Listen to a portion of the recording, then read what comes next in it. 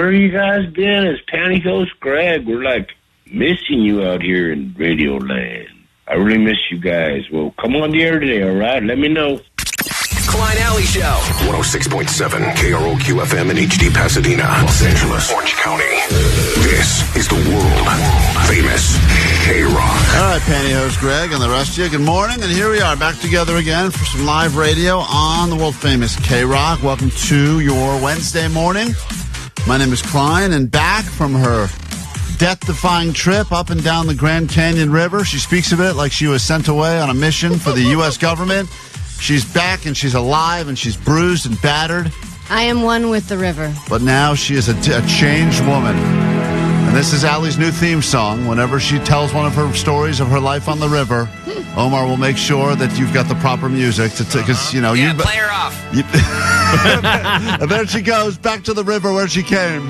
I suppose it was the day I got to the Little Colorado River, where I decided to ride the falls of the Little Colorado River with boulders hitting my butt and my elbow and thinking to myself, this is the best trip I've ever been on. And as I crapped overlooking that river... And goodbye. There she goes. I thought to myself, life doesn't get any better. And we take everything for granted, Klein. That's good to have you back. We, look, a lot of us didn't think you'd return. We weren't sure if you would die on the trip or you would just find yourself and realize that this world of technology and waking up and yapping on the radio wasn't for you. You were going to go be some sort of a weird lesbian poet and live in Vermont or something. I thought I was going to come back to the Kevin and Klein show, so... Oh, man, we tried. We tried. I really wasn't sure. If it wasn't for the death of Jed the Fish, that may have happened, but that threw a wrench in everything. You know, it's interesting, and we'll pay a proper tribute to Jed the Fish later this morning, one of the KROQ greats that unfortunately passed away at the hilarious age of 69, so I'll give him credit for making us laugh even on the way out, but... Funny though, that's beneath him. Oh yeah, he wouldn't find that funny at all. Yeah. It's too mainstream. It's not weird enough. Absolutely. But the thing that's crazy, Allie, is that when we do take any time off, which believe it or not, we don't take a lot of time off. We always say to ourselves on the way out the door, as long as there's no deaths or big earthquakes, I think we'll be okay, and maybe people won't notice we're not here. And did any of those happen? Yes, they both happened. Right, like Monday morning, it was like, wow, we lost a KROQ legend, and there was like a 6.0 earthquake. Really? In Where? San Diego. But you could feel it here, and it was a pretty big one. Really? I think actually they dropped it in the fives, right? I forget what the number ended up being. Oh, well then who cares? Originally, when it hit, everyone's like, "Whoa, 7-something rocking San Diego." Fine, I was writing Klein, 7 Rapids. You need to put in for that job. Who's that lady, the earthquake lady? Because you are all up on the earthquake's tip, man. Yeah. I don't even remember about any kind of earthquake. You don't remember? No, when was this? It was on Monday. It was a big story, dude. A big one. A big rumbler in Southern I was putting California. it on some shelves, dude. Sorry. Well, I'm telling you, man. I was living my life. And meanwhile, Allie was out there on the river, completely unaware any of this was going on. No. She didn't know any of this was happening. And I was nervous to even turn my phone back on because I didn't know what I was coming back to. We were like, for all we know, COVID could have broken out again, like a new COVID, you know? Well, based on how you look right now, I think you are patient number one. You got new COVID. Yeah. Excuse me, I am one with the river. Oh, I have here we go. sand in my pockets. I have sand on my dusty journal that I've been Jesus. keeping for 7 days, and I will read it live during the show we today. have lots. Please don't. We have lots to get to. The most important thing we can give you is the bribery of Disneyland tickets. We will send you for the Disneyland After Dark Star Wars night on May 6th. You'll win your way in with us later this morning. We got a big show planned for you today. Day 1. Oh, Currently Jesus. writing this from the small charter flight taking us to Page, Arizona. We will begin our river rafting adventure. Vomit. Feels weird that this is actually happening after so many months of planning. It's odd being by myself. It's times like this I'm jealous of Jed the Fish. That he's dead right now. He doesn't have to hear this. I really am. We will get into this right now from Jimmy Eat World. Then we'll get into the complete show we have planned for you. Lots going on today here on the world famous KROQ.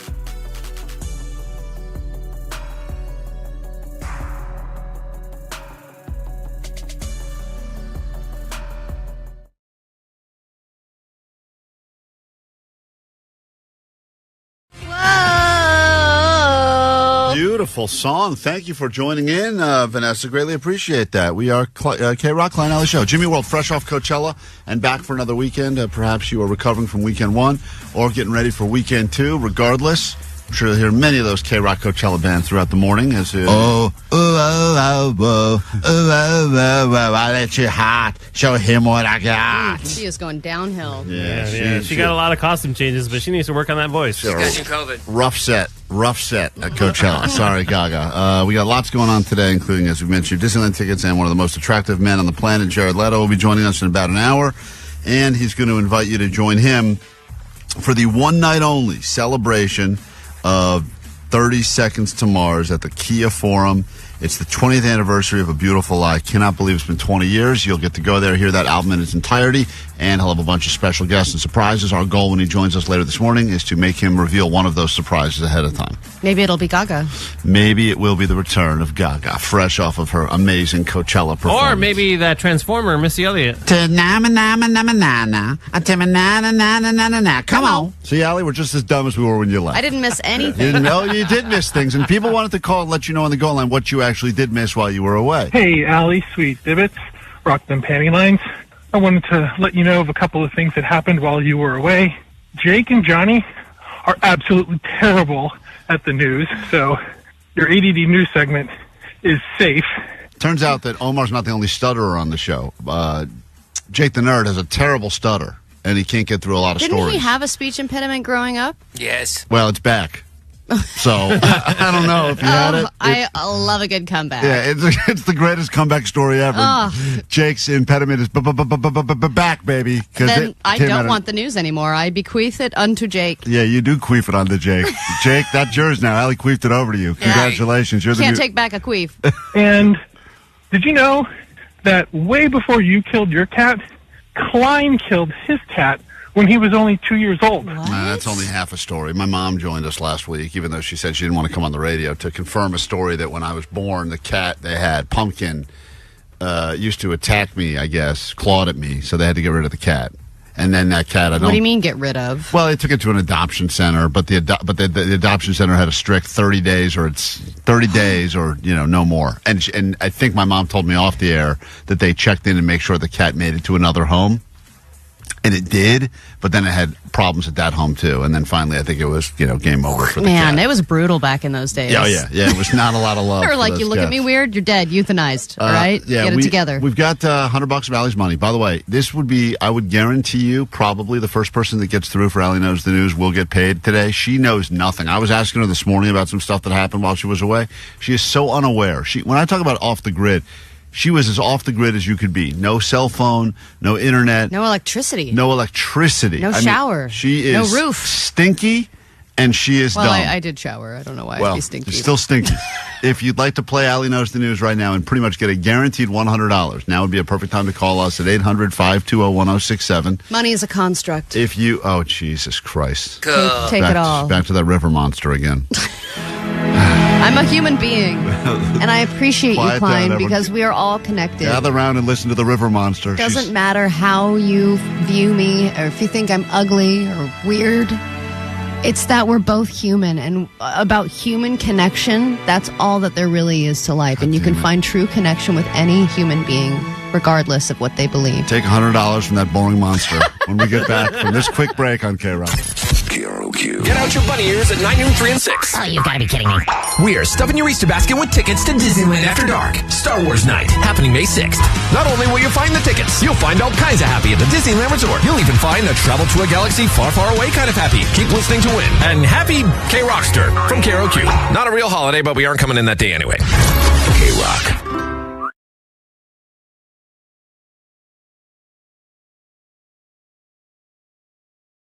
On a Friday of Coachella, where you'll see that band right there, Green Day. And if you did not win tickets a moment ago, fear not. We have another pair we must give you before we get out of here in about 30 minutes. So between now and that pair of tickets, we're going to talk about some of the Coachella food. We've got some of the limited edition Coachella drops and collabs that are happening in our studio right now. And to help us go through this all, a man that you have seen many times, very jealous when I look at the How Kev Eats videos on Instagram, because he's always in his car, he always looks very comfortable, and he's shoveling food into his mouth, and he's traveling around the world eating food. And I don't know if you are the biggest, but you are definitely probably one of the biggest LA-based food review guys out there, right? I would say so, Are you bigger than Grubs with Greg? He works down the hall, so you can talk smack if you want to. Listen, numbers don't matter. We're all out here doing what we love. So you're crushing them. That's what you're saying? No. Yeah, all right. You heard it here first. How Kev Eats is now. He's going to try some of the food and show us how a professional review goes, and then Postmaster Johnny has got the shot collar. Where's the shot collar, Johnny? Oh, it's right here. Okay. He's going to put the shot collar on at some point, and then he will do a review the way we do food around here, which is the high voltage style. In all of your food reviewing videos, have you ever used electricity to help? I have not. No. It seems stupid, doesn't it? It seems a little wild, but no judgment. All right, fair enough. And I want to ask you because I found recently I saw this new app, and this is something that I think a lot of people, we do a thing on the show called the Dank Tank, where people pitch us their ideas. And this feels like a idea that everyone has had before. An app that could help you keep track of all of the places you've eaten delicious food. So if you're super drunk and you had a great street taco, you don't forget where you got that street taco. But you took it to the next level. The app's called the Biter app, and you're a partner in this. And how did this whole thing happen? So basically, I had this idea a long time ago, about 4 or 5 years ago, and I wanted to create kind of a map of all of my ratings, including my scores. And I went back and forth. It was originally supposed to be a website just for my own stuff. And then a middle school friend of mine, shout out Austin Mills, was like, hey, my friend has a really good idea for a food app. He's currently in middle school, or he's a friend from middle school? No. He's grown up now. Okay, good. I was going to say, that's a real problem. Yeah.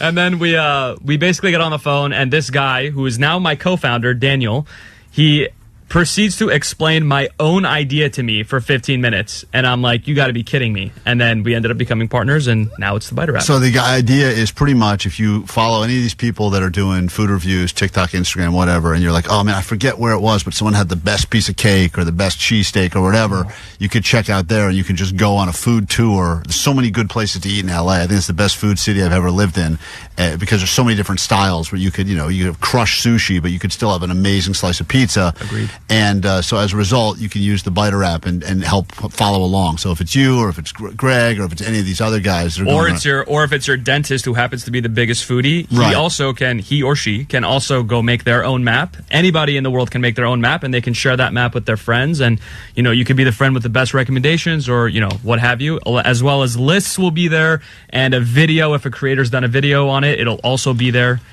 I'm curious because a guy like you that knows this city well and eats a lot of food. I mean, we all eat a lot, but you're probably doubling up because you have to do the content, right? And I'm curious as to if someone's like, I got a visitor coming to LA for 24 hours, and this is a tough question.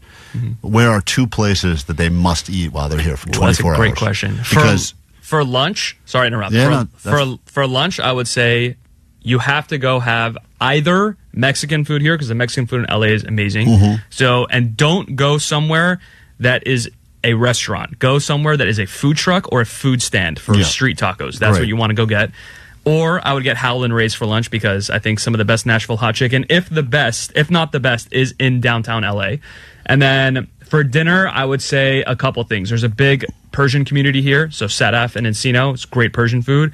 Or I would go to Anna Jack Thai, which is fantastic. Or my personal favorite Italian restaurant on Highland and Melrose, Osteria Mozza. All right, so there's some pics from a guy that sits in his car, eats food. And the other question is, this all started when you were just you were really microwaving pizza. You were showing people not to microwave pizza. That was kind of how this whole thing began. Pizza rolls, yes. Now, here you are. And ironically enough, we have some of the pizza collabs that are going to be at Coachella this weekend, including a limited that's between Yeasty Boys, the Bagel Truck, and Prince Street Pizza. And this is only available at certain events that are happening in and around Coachella. That's also a collab with Brave Hot Sauce. So they've all collabed on something. Now, meanwhile, for those of you that aren't going to the desert but still want to take advantage of some of the Coachella collabs, there's another collab that's happening between, and this one is one of your favorite places, the Boiling Crab, Prince Street, and this is a Postmates collab as well. Yes. And they're doing different types of pizza. So in a moment, you can pick whichever. We've got a lot of food here in front of you. I want to see how a professional, a food reviewer that does this well, does this to millions and millions of people all the time on Instagram, how that would look if you were to go ahead and review one of these items right now. And then Johnny, who's got the shot collar, he looks it's so funny to look how happy Kevin looks, how Kev Eats looks so happy. And Johnny, you look so sad right now. I'm not sad. I'm really excited too because it's free pizza right in front of my face. But then part of me's like, damn, I really got to get shocked right now, bro. Yeah, that's right. You are going to get shocked right now. Let's see how Kev Eats, which one of these things you want to try right now? The pizza bagel sounds really interesting to me. Okay, so normally this would be you in your car. You'd be doing the review. You got the selfie style, and you're very brutally honest with your reviews, which is what I like about you. You don't BS it. So he's looking at it right now. This is it's a Yeasty Boys bagel with the Prince Street on top. He's sniffing it. Oh, he's giving a proper evaluation. Bagel itself is crispy. Can I eat it? Yeah, please. This is you're going to show Johnny what a pro does, and then Johnny's going to attempt to replicate this with the shock collar on him. Oh, listen to that crunch. ASMR. That's a great crunch right there. See, this is the part you don't see in the videos because he gets to edit out some of the chewing. It's like eyes rolled back in his head. Oh, this is good. Yeah, full-on orgasm face when he ate that. I may have. It's a good thing I wore my diaper today. This is good. Yeah. This is really good. This the bagel itself is super crispy, which is really nice. And the inside, typically on a pizza bagel, the dough on the inside is really dense, but this one's actually very light and airy, which is really nice. The sauce on top, I think, is really what makes it. If you like a pizza sauce with a lot of oregano and garlic, this will be right up your alley. I do think the one bad thing about this is that it's a little cold, unfortunately. Well, yeah, but of course. we're in a studio. Yeah, they brought it here an hour ago. So That's it's on fine. us. That's on us. Dude, for an hour wait, this is fantastic. Yeah, well, there you go. That's how a pro does it. Now, Johnny, in a moment, the shock collar is on you. We need people to give us words. Johnny's going to attempt to eat. I think you're going to eat one of the collabs with the crab on top. There's a couple of different collab pizzas that are going on through Postmates, but Johnny is going to try the collab pizza. We need 5 words. If Johnny says any of those words, we call them buzzwords, we will shock him with electricity, and we will slowly raise the voltage. So by the end of the review, you're getting like 50 volts. Yeah, crack it. Feel free. Go nuts right there. That's you can have that. What is this? No, don't worry. We'll talk about that off the air. This is KROQ with Klein Alley Show.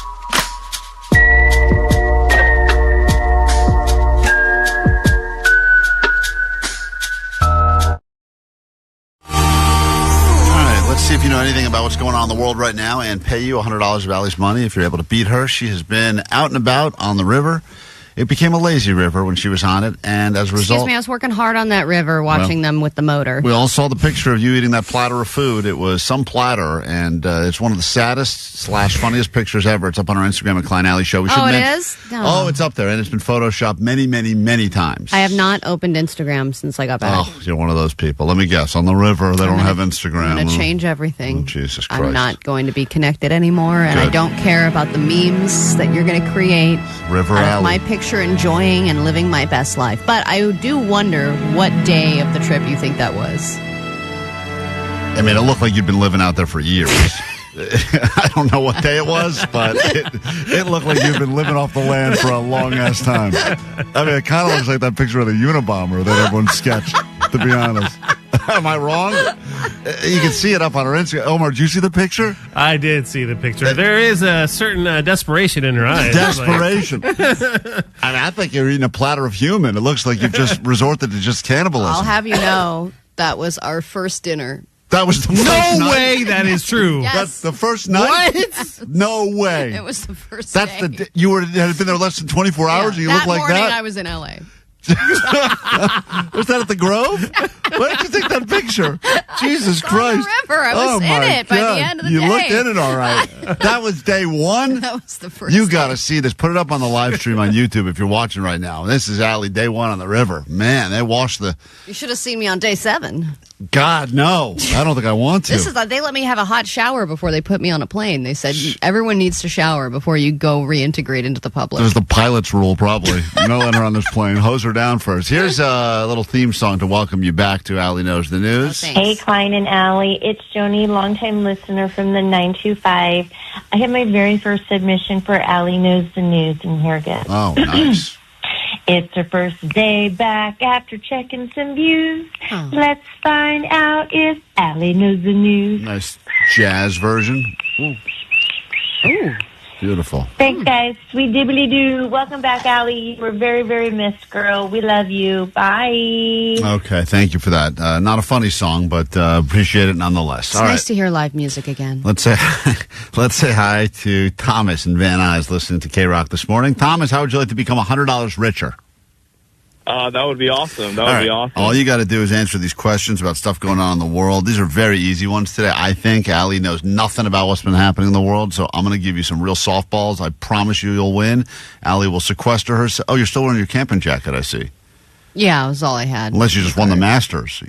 Allie's got a weird green coat on right now. Excuse me, this is my down jacket. This is it's for down the all right. Get out of here. You get out of here. Sure is now. She's leaving the KROQ studio. We're going to go ahead and answer some questions and I'll sequester her far, far away. She's having a hard. She's like limping and stuff too. She got injured on the river. We're going to hear all about this trip later this morning. All right, let's go ahead and get into your round. It starts right now, Thomas. Here we go. Allie knows the news. All right. Speaking of Masters, I don't think she'll have any idea because I don't even think she knows that took place. But who was the winner in the very emotional conclusion of the Masters golf tournament over the weekend? It was Rory McIlroy. Okay, beautiful. No way she's going to get that. Keeping it with sports, the 2028 Olympics have just announced a few more venues where events will take place. Of course, baseball will be at Dodger Stadium. But what event did they say will take place at Universal Studios? Tennis. Go to question number 3. A new robo-taxi is set to be tested on the streets of Los Angeles. It is called Zooks Taxis. Who owns Zooks Taxis? Amazon. Question number 4. This LA rapper will now have his feet forever commemorated in front of the Chinese Theater in the heart of Hollywood. Ice Cube. And finally, Allie's going to get none of this. I already know it. 2 members of this motorcycle gang have been arrested in connection with a deadly brawl that happened earlier this year in San Bernardino County, which a motorcycle gang had 2 members arrested. The Mongols? All right, you did great. And Allie will get, I bet you, I'm going to say maybe 1 right. So I think we're going to probably pay you, but hold on 1 second so we can make it official. Send her back in. The creature from the Black Lagoon has re-entered the KROQ studios now. Here she is. She claims that this changed her, this trip out on the river, out in the wilderness, unplugged from society. Let's see if she knows anything about what happened in the world while you were away. Allie, I know you're not going to know the answer, but I'll give it to you anyway. Who is the winner of the Masters golf tournament that took place over the weekend? An emotional conclusion. Who won? There was a guy on the trip who wanted to know who won the Masters, and nobody could tell him. McKinley. Oh, my God. It's a great guess. Kind of close, actually. Is there a McKinley? No, Rory McIlroy. But you were in the that's right. who I was thinking. But congratulations to Thomas, who you're playing against, who got that right. Good job, Thomas. I believe in you. And he's up 1-0. And the only thing worse than coming back from a trip where you get hit with a final bill that you got to pay for that trip is then losing an additional $100 the next day at work because That was $125. What happened to the tariff? I think we stopped. Allie, last week we were giving people an additional $25 of your money because of the tariffs. Sure. But we've paused that for now. Oh, just really? Unless you're calling in from China, in which case we will continue the $125. I've lost so much money over the last couple of weeks that just tack on another 25. Question number 2. The 2028 Olympics have just announced a bunch more venues in Southern California that will be hosting their events. Of course, baseball will be taking place at Dodger Stadium. But what event is going to be happening at Universal Studios? Breakdancing? Oh, that's a great guess, actually, but not right. He said tennis. He's closer, but the correct answer is squash. Squash will be happening at Universal Studios. But they just need like a small quad area for that? They're using the parking lot, I believe. I'm not even kidding. They are? They're using the parking lot? The parking lot at Universal for squash. Olympic squash. Go to question number 3. Allie is down 1 right now. New robo-taxis are set to be tested in the streets of L.A. called the Zooks taxis. Who owns Zooks taxis? Zooks. That sounds like a weird word that Elon Musk would make up. Okay, you're going to say Elon Musk? Mm-hmm. Great guess. Incorrect. Oh. You know who got it right? Thomas, who said Amazon.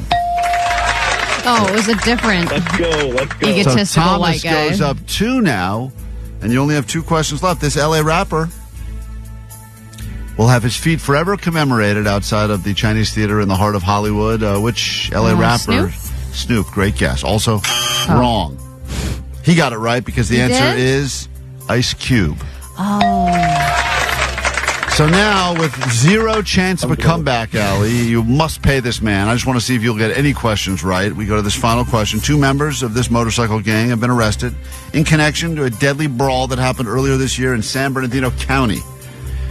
This was a brawl that happened earlier in the year, a brawl that I think you reported on in the ADD News earlier this year. The Sons of Revolution.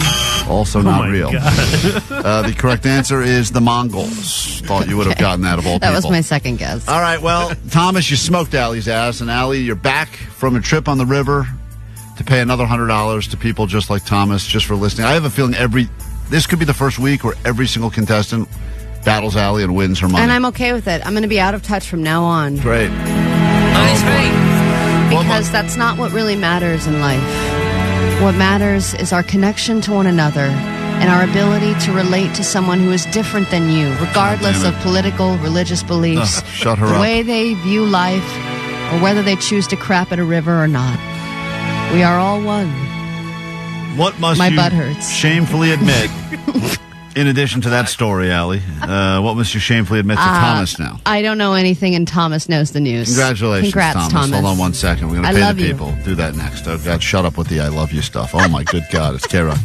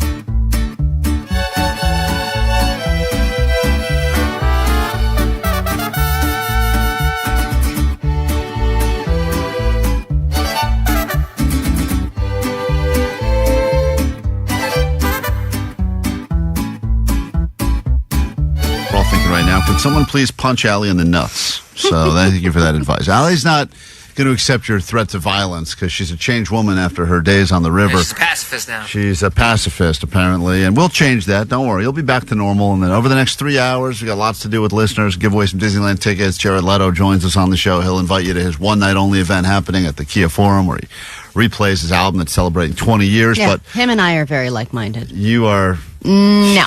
definitely not. You can't bring the cynic a-hole back in me. Okay? Allie claims that 5 days on the river has changed her. 7 days on the river has changed her forever. Meanwhile, while you were listening to the shows last week, perhaps you were, perhaps you were not, it was confusing because some days we were live and some days we were half live, and most people didn't seem to care. But one woman, Allie, all of that extra hard work we put into before your trip was at least worth it for this one person. Hey, guys. I was listening to Friday's show right now, and this girl called in and was talking crap on you guys doing pre-recording since Allie's gone, and I just don't agree. I think you guys are doing a fantastic job. I appreciate you guys trying to, like, keep it the same and, you know, like a full show and super entertaining. And even though you can tell that it's pre-recorded, well, the true fans know it's pre-recorded, you know what I mean? And I can see why you're doing it for, like, the new listeners and stuff. But us truies, we know what's going on. But I respect it. That took a ton of planning. You should be proud. I think it's great. And Klein, I love how you still, like, are putting the music in. I forget what it's called when you, like, play the beginning of a song before you start. You know what I mean? Or were you finishing an intro and you start the song, but you're still talking? You're still doing it over the recordings, and it's just impressive, and, like, it's just cool. I love it. So I respect it. So I think it was silly what she said. You guys are awesome. Keep it up. Can't make anyone happy because this woman seemed to get it. Yeah, we put in a lot of work, recorded a bunch of additional stuff so we'd have some newish sounding shows, and we were still here doing live, you know, everything on Thursday, Friday, whatever, Wednesday. I don't even know what day Allie left last week. So we were, for the most part, doing live shows. We didn't want to take any time off, except Allie, who had to go find herself on the river. So happy that I found you guys after Kevin and Bean left. So, yeah, just great. I just love you guys. Hope you're having a good one. Bye. And then while we were away, of course, KROQ got the very exciting Kevin and Bean reunion, which everyone was demanding. And it happened as they were paying tribute to Jed the Fish on, I think it was Monday afternoon during Kevin Ryder's show. Mm-hmm. And it was really kind of wild to hear them talking again. Them back together again. And I was listening going, God, man, I wish they'd bring them back to the mornings. That was great. Yeah. Well, it was great. I mean, look, God, we are such a disappointment. It was sad under the context of why they were together, which was to celebrate the great weird Jed the Fish, who in so many people's opinion was the official mascot of this radio station for over 3 decades. I will say, just from working here and having the pleasure of working here, the people that are diehard KROQ fans, they always bring up Kevin and Bean or Jed the Fish. Yeah. They're the most mentioned people. Right. Like, that was my childhood. Those are the people I grew up with. Yeah. And, Richard Blade was in here. I mean, they had all the big names from over the years in the studio. And Richard Blade was like, if you want the real stories, you have to buy my book. Right. He was shilling something. I forget what it was. But regardless, he's got a new vitamin plan, I think, or whatever. But you know what? I'm into it. I He's bought at a club tonight. You can You can get the full scoop on Jed the Fish. Yeah. But I was supposed to be at this. I thought I was supposed to be at this tribute because they decided that, we found out this sad news on Monday, and then everyone was kind of making their way back from Coachella because most of the KROQ staff was at Coachella over the weekend. I was not. I was just sitting in the valley. And by the way, you in that scenario, that is not your comfort zone. Where? Coachella? Doing any kind of a tribute. No, doing a tribute. Or paying celebration of life, or getting emotional. I wasn't going to do a tribute. I just thought it was interesting that they were basically reuniting all of these great KROQ DJs from over the past, 40 years, to be honest. I mean, some of them I saw in here looked ancient. I mean, Freddie Snakeskin. I mean, guys that were even before I was alive that were doing the stuff on KROQ, right? And a lot of Medicare. I was going to make my way in. And Postmaster Johnny sends me a text. He goes, "Don't bother coming in. You're not needed." According to the boss, this is what Johnny says. So I turn around. I was in my car, like heading to the radio station, And Johnny goes, "You don't need to come in. It's just going to be the legends," is what he said. Hold on, Johnny. Oh my God, are you serious? Yeah, Johnny. Hold on, Johnny's coming in to defend himself now. Yeah. Just the legends. So Johnny says to me, "You don't need to come in. It's just the legends." He's like, "Yo, but that's it." Then later, before you hold on, Johnny. Hold on. Go ahead. Keep going. You got all your facts wrong. Go ahead. The facts are not wrong. Yeah, I'm gonna go ahead and let you go. Keep going. And this is not about me. It's about Jed the fish. Keep going. So then, keep going. Is this a threatening half jacket you're taking off? I'm taking off my jacket. I'm a little scared. Just Don't say anything taking else. your Johnny's jacket off still in. halfway, So then threateningly. I listen to this tribute as it's happening live on KROQ, and it's a beautiful tribute. I mean, it's Kevin, Bean, It also Tammy, seemed a little just like impromptu. It wasn't really well structured. Right. I thought it was a beautiful moment that people that were let go through the station for one reason or another still came together to pay tribute to the great Jed the Fish. Right. It was, Cat who was an amazing Corbett, broadcaster. all these voices, all these voices I've heard over the years, and some of these people I've met personally. But I mean, for the most Except part, Lightning, I could have done without Lightning. I couldn't believe that guy made it in within a week of finding out the news, to be honest. But yeah, he was back. I mean, it was a really collection of people. And I was, then I see this picture gets posted. And I think to myself, well, it's only going to be the legends. And in the front of the whole picture is sitting on the stupid floor, flexing his muscles in his dumb tank top, is Postmaster Johnny. With who? With all the the legends? So he says to me, don't bother coming in. Legends only. Like, I got uninvited from this club of just KROQ. And I get it. I'm not putting myself in the category of KROQ legends.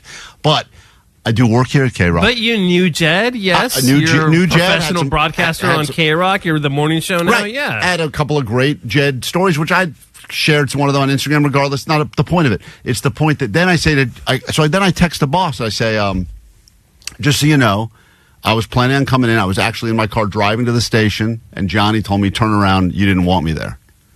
And the boss calls me back. He's like, could not be further from what happened. This is where the biggest lie comes in. And this was actually cold because I was like, wow. And then I called Johnny and I said, Johnny, I don't understand, dude. He said I was supposed to come to the station. He would have loved me to be there for the whole, tribute. And Johnny goes, yo, man, I just said, man, the vibes were off, dude. The vibes were off. Because it was exactly like what you said. It was like everybody that got fired at one point was in this room. And it wasn't like, hey, everybody, welcome back. It was kind of like, ooh. And the vibes were kind of like, ugh. But it was a very beautiful, what does that mean, Johnny? I don't know what you're saying. I don't know what you're saying. Question, legend. Johnny, are you a legend now because you're in the legend photo? No, I knew my spot. As soon as that was all going down. You're right in the front. You're right in the front of the center. Yeah, because I hopped in. I was like, dude, I'm not going to miss this chance to take a photo with all the legends. It's like everybody I've been wanting to meet. Do you know that this is not about you, man? Right. This was it's supposed to be about Jed the Fish. Evening. Yeah, but Johnny, listen to what Omar said. No, this was about a tribute to Jed the Fish. It just so happened when you get all these great KROQ jocks from over the many, many years. Richard Blade, I'm forgetting some of the names here, but I mean, it was like 40, I felt like, 20 people in the room. Right, they were all sitting in the KROQ studio at the same time. I was 15 minutes away from being here, and Johnny goes, turn it around, man, legends only. I told you to come, too. No, I said, forget all that, and it was impromptu. There was one idea that everybody was going to do, like, just have the people come in 2 at a time, and then everybody else. He didn't want anybody in the studio at all. What's his name? Kevin Ryder. And what's his name? What's his name? There's 30 Kevins here, dude. Right, I got There's Kevin, what's his name? Whatever. Okay, then just say Kevin, then your odds are pretty good. Don't say, what's his name? I was thinking of his last name. So when you told me not to come in and you said legends only, where did you get? Where did that come from? Who gave you that order? I was the only one here with Weatherly at the time because no other jocks were in the station at all. It was Monday morning, and we should have been here on air. Was that your alone time with K-Dub? Yeah. That's when open mouths don't eat. Oh, my God. That's when you get your weekly helping. Yeah. Closed mouths, gotta eat. Okay, hold on. Vanessa's telling us we got to wrap it up now. But hold on, Johnny. So I just want to know, so I'm clear on record. At what point, when you said to me, don't bother coming in, legends only? Because I asked him, I was like, who are you wrangling up? And he was just like, oh, I'm going to get this old school guy, this guy, this guy, this guy. And I was like, oh, so like you just want the legacy, legends only, whatever here and stuff? And he's like, yeah, let's just go ahead and do that right now. And I was like, okay. And then why did you stay, Johnny? Because he had asked me to come here and wrangle everybody and walk people in and stuff and just be around and be a good hostess. And I was like, okay, because I was the only one here.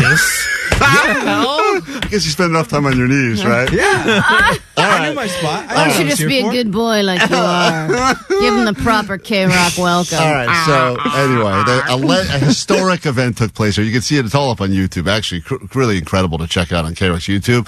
But I was not a part of it. But Johnny's there. He's a legend, all right. Legend.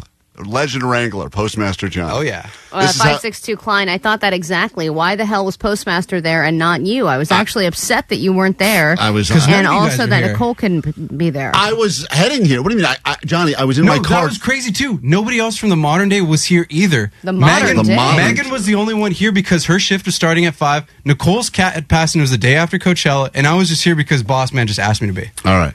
That's all. Well, anyway, it's. I'm sorry. I feel bad. I feel like I missed an opportunity to pay tribute to a legend, Jed the At least Fish. you did it on Instagram for all your Jerry Humps followers. That's right. Everyone's looking for dog humping videos. Got a beautiful, touching tribute to the great Jed the Fish. Unfollow. We'll take a quick break. We must. And when we get back, the rest of us will be here. And the legend, known as Postmaster Johnny, after this. I mean, Omar, you're hearing this. Is this insane to you? Am I losing my mind? Or is this the reality? This Omar is crazy. had a chance to be here, too, but he didn't come. Okay. First of all, Omar did not have a chance to be here. It was my day off, and I had plans. What are you talking about, So it was dude? mine, but they asked me to come, and I was like, all right. All right. It was not your day. You were there anyway. We got to take a break. Yeah. Right place, right time. We got to take a break. It's such a D-bag. All right. We'll take a break. Legend! All right. Legend. Put some respect on my name. The World Famous KROQ. Klein Alley Show. KROQ. Hey, Prize Picks is happening.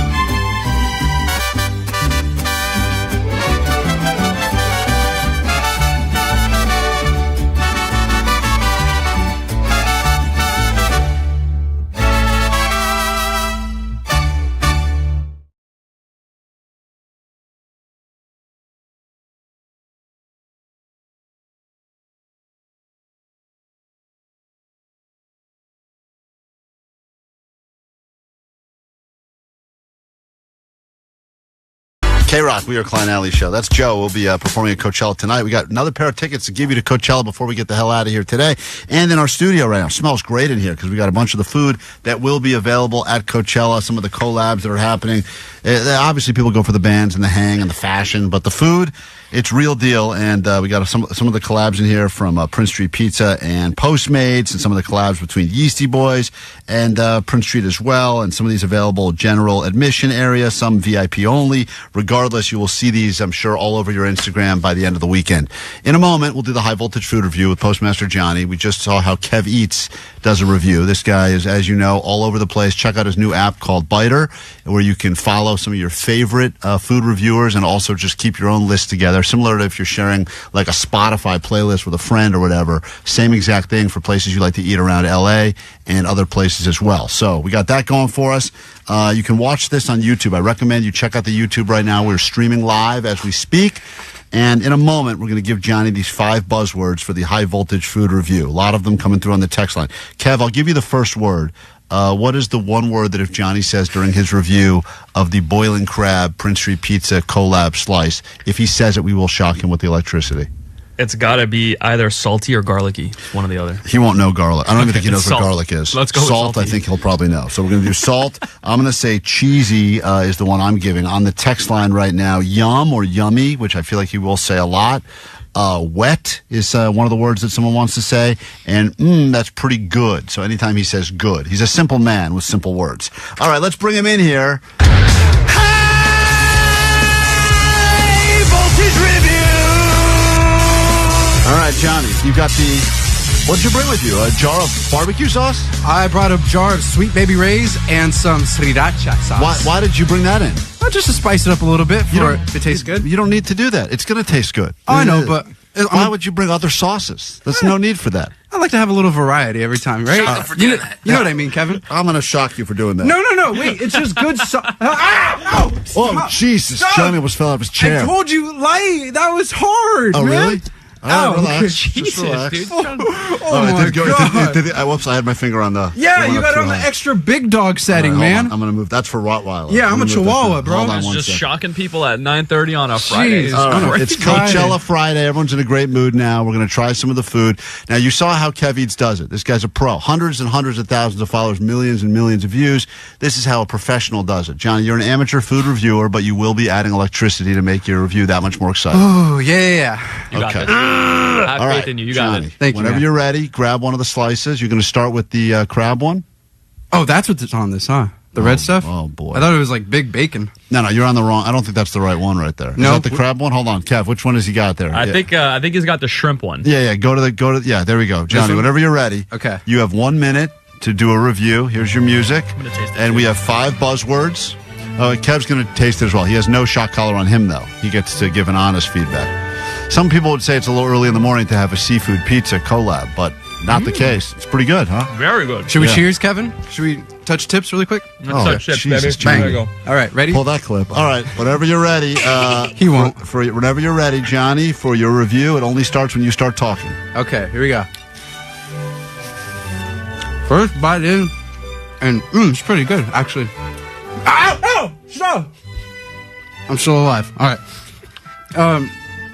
It's not as cheesy as I thought it was going to be. It's very doughy. Stop! I'm going to get barbecue all over her thingy. Okay. Very crispy. It's very hot too, actually. I like. That's pretty good. I like. Ow! Oh! Ow! My neck hurts. My neck hurts. Ow! Ow! Stop! Okay. 10 seconds, Johnny. Wrap it up strong. Poor guy. It's really. Oh, it's spicy too. It's really spicy. It's really hot, actually. I'm afraid to take another bite. I didn't even put sriracha on it or anything. This one hurts a lot. 4, 3, 2. Very yummy. Very good. Why do you just keep saying good, you dummy? Clearly, every time you said good, you've gotten shocked. A shrimp. For those of you who can't see this, a shrimp just Flew. out of Johnny's mouth. There's shrimp, crab, everything's on the. I don't know. That's a jambalaya now here at KROQ. All right, well, Kev, how Kev eats this year as a professional food reviewer. gosh, That's the end of Johnny's high voltage food review. As a professional reviewer, you're in a game with it's a very competitive space. How did Johnny do in his first official food review? Considering he was gonna get shocked and he was that was imminent, he did fantastic. Yeah, you did good, Johnny. Good job, Johnny. My brother. Good shit. Johnny, how do you think you did? Not as good as Kevin. Oh, stop! You said stop! good. You said good again. Dude, I didn't know it's that was. over. Oh, it's Poor over. It's guy. over. Oh. Okay, that's over. Fair enough. All right, Johnny. collar on. Thank you. He's still got the I feel collar. so bad, man. Yeah, wait. Hey, One more time. No. Oh, I gotta find Wait. No, I'm not going to do it again. Now I feel bad. My Now hands I feel are greasy. I can't do it. Now I feel bad. Get him. All right, Yeah, thank you. Johnny's free. Johnny's free. Some of the food you can have at Coachella. How Kev Eats. Check out the Biter app, of course. We'll put the link up. And How Kev Eats, how.kev.eats. Instagram, TikTok. And thanks for stopping by KROQ. Thank you so In a much. moment, Jake the Nerd will be in here to hop on the scale. And we'll give you your Coachella tickets in the next 5 minutes right here on KROQ.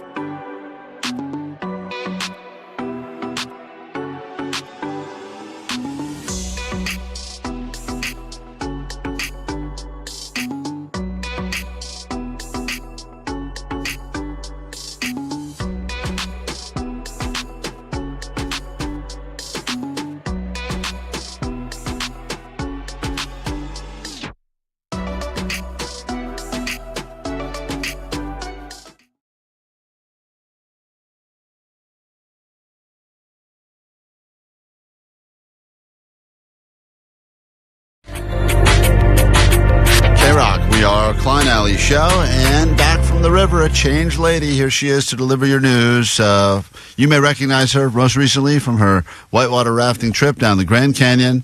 Allie Johnson. Grab your Adderall. It's time for ADD News. Jake, no fact checking today, all right? Just give me a break. All right.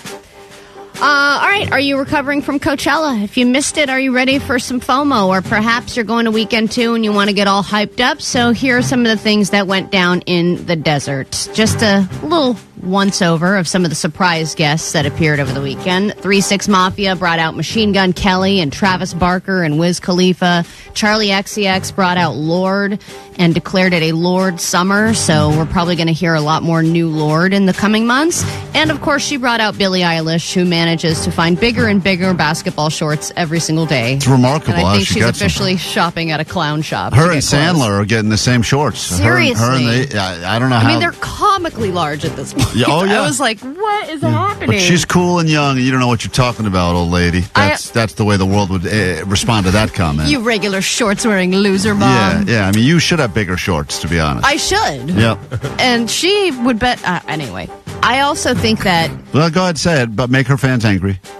No, I just think that she obviously makes a statement with wearing baggy clothes, right? She doesn't want things to be about her body. Right.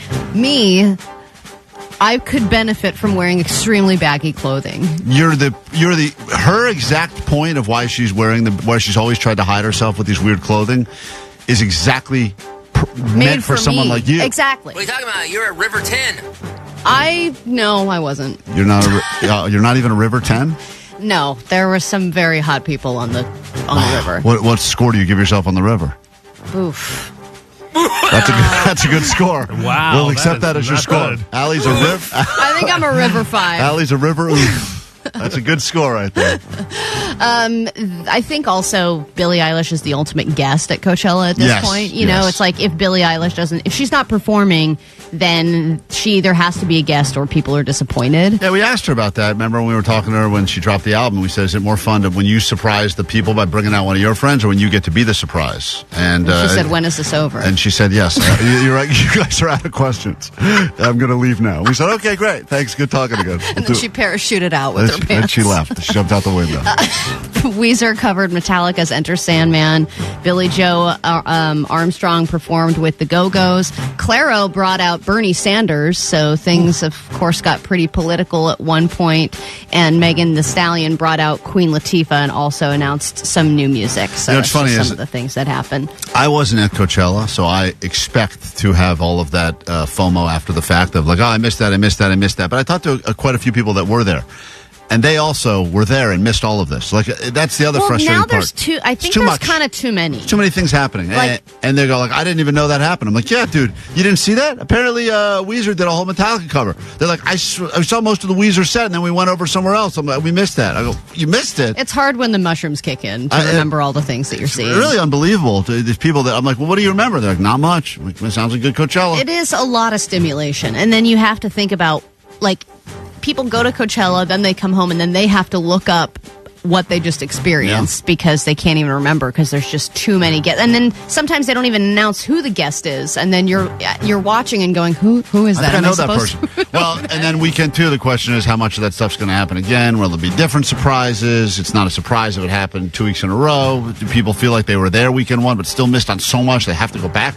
So many questions to be answered, but I know that a lot of people are heading there for weekend 2, so enjoy. I would just be impressed if it was a guest that was completely out of left field. Like, here's one of the astronauts that just got stuck on space for 9 months or something like that, like and beyond an artist. All right, crime is bad, but I think we can all appreciate and respect a good old heist. And if you recall, a year ago on Easter Sunday, there was a huge heist at a money storage facility in Sylmar, and they successfully stole $30 million. Now we are hearing about a successful jewelry heist in downtown LA, and these thieves, they think, planned for over a month to drill a tunnel into a jewelry store. There was an abandoned theater next door, and they used that every single day slowly dug in there until there was enough room to get into the jewelry store. They said they were able to disable the cameras, the alarm. They were able to get into both safes. They probably had 5 or 6 hours in the jewelry store and made out with approximately $20 million worth of jewels. Damn, that's such patience to dig a tunnel. I know. That's And such a it movie sucks because thing. it's a family-owned jewelry place, and they're like, we're literally penniless now. When I used to live right off Sunset, there was a bank. My backyard had a fence, and then the other side of the fence was a bank. Cool. And I thought to myself every day, if I just started digging a little bit every day, I could be inside that bank in probably a few months.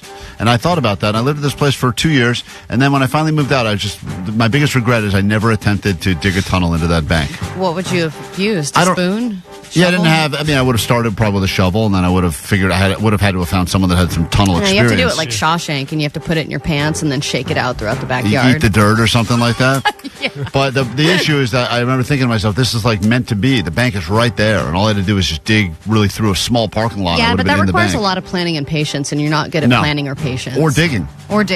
Terrible at all those things. All right, I've said it before, and I'll say it again. Chili's is doing it right, and they are now coming at McDonald's by releasing a new basically quarter-pounder cheeseburger, but it's cheaper than McDonald's. And their whole flex is like, yeah, we can give you affordable food, and you can sit down while you're eating it and have somebody bring it to you. So they're releasing a new big QP burger. QP, obviously, is a dig on the quarter pounder, but it is a bigger patty. It's 7.5 ounces instead of the 4 ounces that McDonald's offers, and it has 2 slices of American cheese, mustard, ketchup, pickles, diced onions, and they've got, I guess they claim it's 85% beefier than the McDonald's one. So they're basically coming at, it's just crazy to see all the fast food wars and then see Chili's entering it and attacking successfully. Yeah, well, fast food's gotten so expensive now, right, that everyone's going like, hold on, now fast casual is the same price as fast food. I know, so and if they're you're gonna capitalizing on it. How Right. great. Let's get into a brand new hour of the show right now. Perhaps the greatest hour of your life. We'll be joined by A-lister superstar by the name of Jared Leto. 106.7 KROQ FM in HD Pasadena, Los Angeles, Orange County. This is the world famous KROQ. All right, lots to get into this hour. As we mentioned, let's not bury the lead. Allie's back. We're doing fully live show again. If you need us, 800-520-1067. Disneyland tickets will be in your future at some point, and we'll send you there for the Star Wars night, Disneyland After Hours, happening on May 6th. May 6th. May the 6th be with you, as they say. We've got lots to get into. Jared Leto on with us in about 15 minutes. 30 Seconds to Mars is doing a one-night-only event to celebrate 20 years from one of their most iconic album releases, bringing back emo to the Forum. We will get you into that show. That's coming up later this hour, and lots happening behind the scenes here as well. But first, what does that mean? Well, Allie's going to break down everything that happened with her poop bucket and her river adventures. And You don't even know about my pea cup. No, we don't. There's a tease. Whoa, there's a pea cup? Joe was big at Coachella. Let's give you some Joe right now on KROQ, and then we'll get into the complete hour we have in store for you.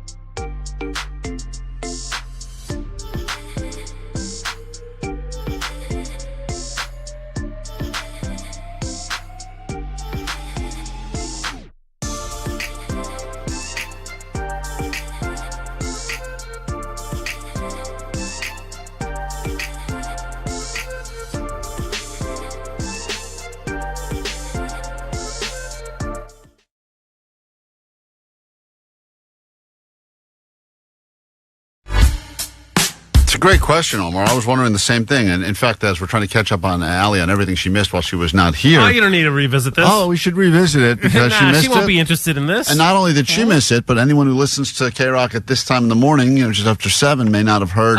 Vanessa. Oh, man, we got Jared Leto calling in. No, we don't. Time over here. I want to hear what's happening. Come on. But even Vanessa wants to hear what's happening. This guy made an interesting point on the GOAT line, and then I'll play you some audio that happened while you were away. Good morning, AM show. Good morning. Just wanted to call to let Omar know that the past tense of rewind is indeed rewound. I would love to hear him give that a shot again. So, Allie, I'll play for you some audio that happened. Omar had his new best stutter yet while you were away. Exciting. And as you know, that guy uses everything we say against us constantly. Was anybody besides you speaking without a stutter? No, everyone was stuttering. It was contagious. Including Klein. The show was very confusing. Yeah, it was a real moment. So I will give you that in a second. So if you missed it, I mean, it's pretty strong right here. Here's just a taste, Allie. What is happening? I try to watch it and I rewound it. What? See, there was some editing in that one. There's no editing in that. Yes, there is. You always will add at least 6 or 7. No, this was how it was unedited. This was the real one. I'm serious. What is happening? I try to watch it and I rewound it. What? That's the original. Right there. Still pretty strong right there. I really like the what at the end. Yeah, it's such a good remix. Some listeners. Why are you not creating songs about this, Klein?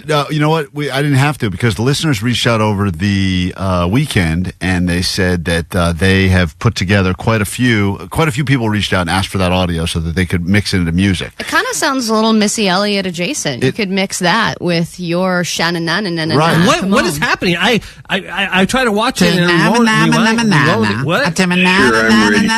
on. So it's pretty strong right there, but that was just some of what you missed. Maybe the most important thing. I know there's a lot that happened while you were away, but Omar stuttering. That was the most important piece of that was up news there. you wanted And this to share guy with wanted me. to let Omar know that the actual way to pronounce. So now that you've heard that, Good morning, AM show. Just wanted to call to let Omar know that the past tense of rewind is indeed rewound. Can you try that one now, Omar? Now that you know. I was watching that video and I constantly rewound it because I wanted to see it over and over again. There we go. Boring. I know. I got it. I was really confused though when I was saying that. I was like, is it rewinded or rewound? I had no idea. So I would love to hear him give that a shot again. And just your routine reminder to Klein that it's celebratory, not celebratory. Okay. Put that R in there, dude. yeah. We don't need a grammar police. Thank you. Love you guys. Have a great day. Love you. Bye. I love that. And that ends with a compliment. Love you guys. You already got somebody upset because you were saying Ice Cube instead of Ice Cube. Oh, whatever. Shut up. I got to go back on I'm going to go to Allie's River. Leave this text line for a week. I Keep could celebrating use that. with me. We will take a quick break. When we return, Jared Leto will be on with us, and he's bringing gifts. His tickets don't even go on sale. I think pre-sale is not until later today. So you'll win tickets not only before the actual on sale, which is Friday, but even before the pre-sale, you'll get tickets to see 30 Seconds to Mars at the Kia Forum. It's a one-night-only event, 20 years.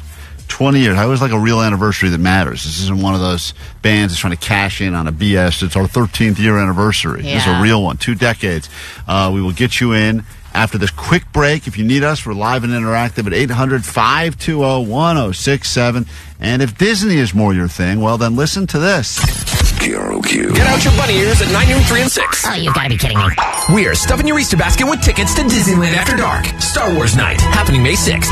Not only will you find the tickets, you'll find all kinds of happy at the Disneyland Resort. You'll even find a travel to a galaxy far, far away kind of happy. Keep listening to win. And happy KROQster from KROQ. Not a real holiday, but we aren't coming in that day anyway. KROQ. Save on Vibrant Organics.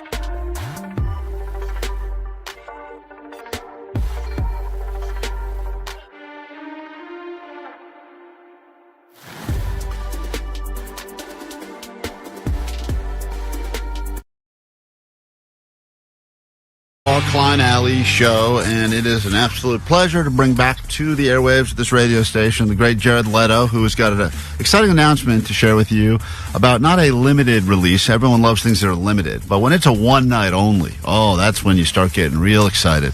And it's crazy to think that if you transport yourself back to the year 2005 right now, Allie, you may remember that was the year that YouTube had its first video uploaded ever. Oh, my God. 2005. That was when Star Wars was giving us the Revenge of the Sith, I believe. And then there were some sad things that happened, like Katrina and death of Pope John Paul II, the OG Pope. That was my Pope growing up. How could I forget? But then you had an album that was released by 30 Seconds to Mars. It was called A Beautiful Lie. And it's crazy to think that 2 decades have now taken place since that album. We'll be celebrating it together, one night only at the Kia Forum coming up in August. Those tickets don't even go on sale till Friday. There's a pre-sale that starts later today, but you won't have to wait for any of that because Jared Leto is on to confirm that this is happening and give you tickets as well. Good morning, Jared. Good morning to everybody. Thanks so much for having me. Of course, you're always welcome here. Are you recovering? Were you out at Coachella hanging or no? I was not at Coachella. I didn't get stuck, and I heard there was a big giant line. That's all I heard. I'm actually calling in from London right now, just finishing up a movie, and getting back into music mode and coming back to LA to start preparing for this really special show. It's 20 years, like you said, a long time, and it's the album that really changed everything for us, A Beautiful Lie. We're going to play the entire album and a lot more. And celebrate, 20 years. It's crazy. When you think about doing a thing for the album, right? Do you have the idea? Does someone come to you? Is it fans over the years? Because I know it's been a thing as of late where bands are now starting to really celebrate these monumental milestones, 10 years, 20 years, and doing the whole album start to finish, which is how in 2005, that's really how we listened to albums. I mean, still, we were not just listening to a song here and a song there randomly. We were kind of starting at the beginning and making our way through. So that's how a lot of us kind of processed the album for the first time. Yeah, and I mean, we started having people ask us if we were going to do anything to celebrate the 20 years, and my brother and I thought, we probably should. What an incredible thing to do. We hadn't played a show in LA. We really haven't played our own show in LA, like headlining show, in 7 years. So this will be the first one. It's at the Forum, the Kia Forum, August 16th. The pre-sale's today. On sale is Friday. And it's going to be a really special night. Are there some songs on the album that you feel like you don't even remember at this point? I mean, obviously you have some hits that you play every time you perform, but I'm sure there are songs on there that you haven't even thought about in maybe 10, 15 years plus. Yeah, it's a really good question, and there's a song called The Fantasy that I forgot was on that album.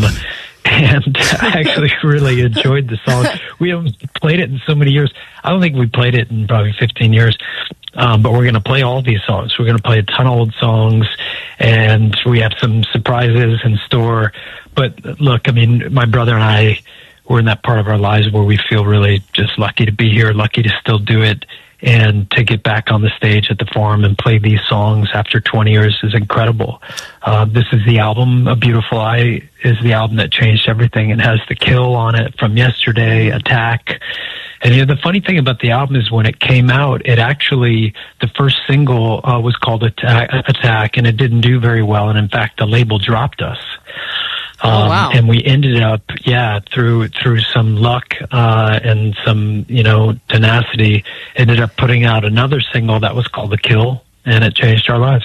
There's a billboard that's been popping up called Emo, ? There's Help, and it's promoting this one-night-only event, the 20th anniversary show happening at the Forum on August 16th. But let's talk about celebrating emo, and you are a guy that is able to connect with your emotions. When is the last time Jared Leto cried? Yeah, we did make this funny billboard. There's one actually on the way out to Coachella, and it has this little character, this little emo character who's quite sad. Yeah, very sad. But no, I mean, I get paid to display emotions, and it's a big part of my job, my life. But I think I cried. The last time I cried was probably like 30 years ago. Wow. Really? Maybe we get it out of Jared. Maybe we can make Jared cry on stage. That's shocking to me. I'm just kidding. Come on. No, I was actually, I'm over here playing Skeletor in this Master of the Universe He-Man movie. and his he doesn't cry much because his eyes are just two dry sockets. Right.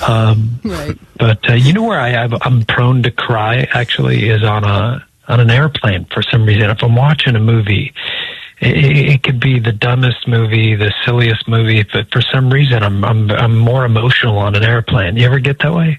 I think that's true. Yeah, I think that there's a Weird. heightened emotion when you're in the air Hey, at closer to 30,000 God. feet, Closer and I to think God. there's also a bigger craving for ginger ale. for Also, everybody. ginger ale does the king of the wing, as we call that. Yeah, right? what is the deal? It's the last place that you'll order a ginger ale is on a plane. All right. Yeah. It doesn't realize back here on Earth, like, no one cares about ginger ale. But up in the sky, it's like... It's killing it. It's like telling Coca-Cola, Yeah. back off, bitch. But I feel like we moved past it to ginger beer.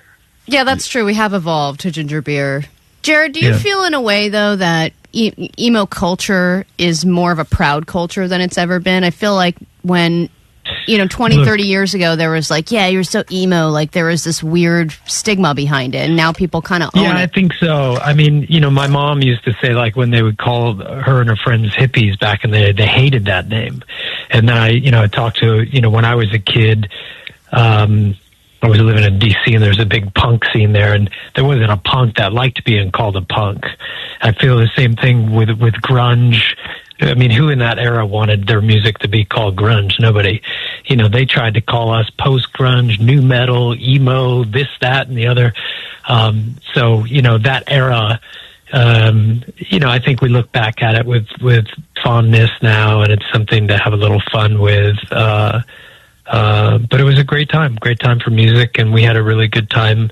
That album was really important to us, A Beautiful Lie, and it's incredible to be able to get on stage and play those songs again. Jared Leto is on with us right now on KROQ. He's calling us from London, from the set, or just finishing wrapping, I guess, Master of the Universe movie I'm very excited about, but to celebrate the 20-year anniversary of A Beautiful Lie. We have tickets to go pre-sale today. The actual general public on sale's Friday.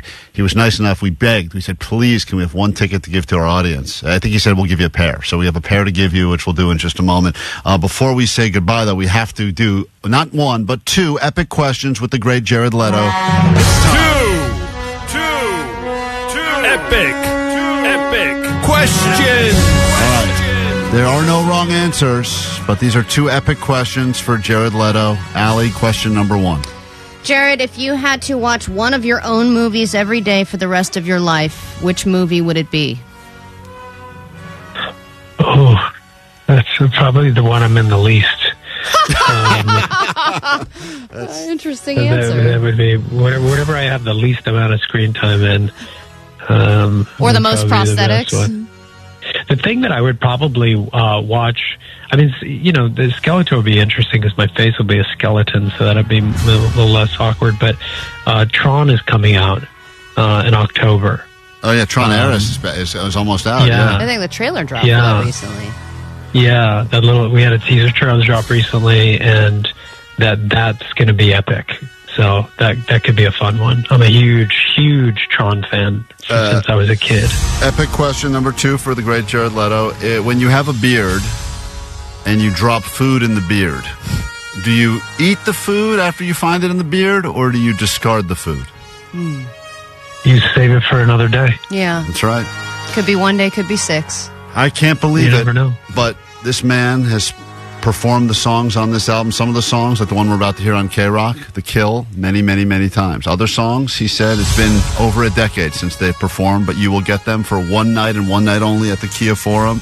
A Beautiful Lie, celebrating 20 years. Jared Leto, thank you for coming on KROQ.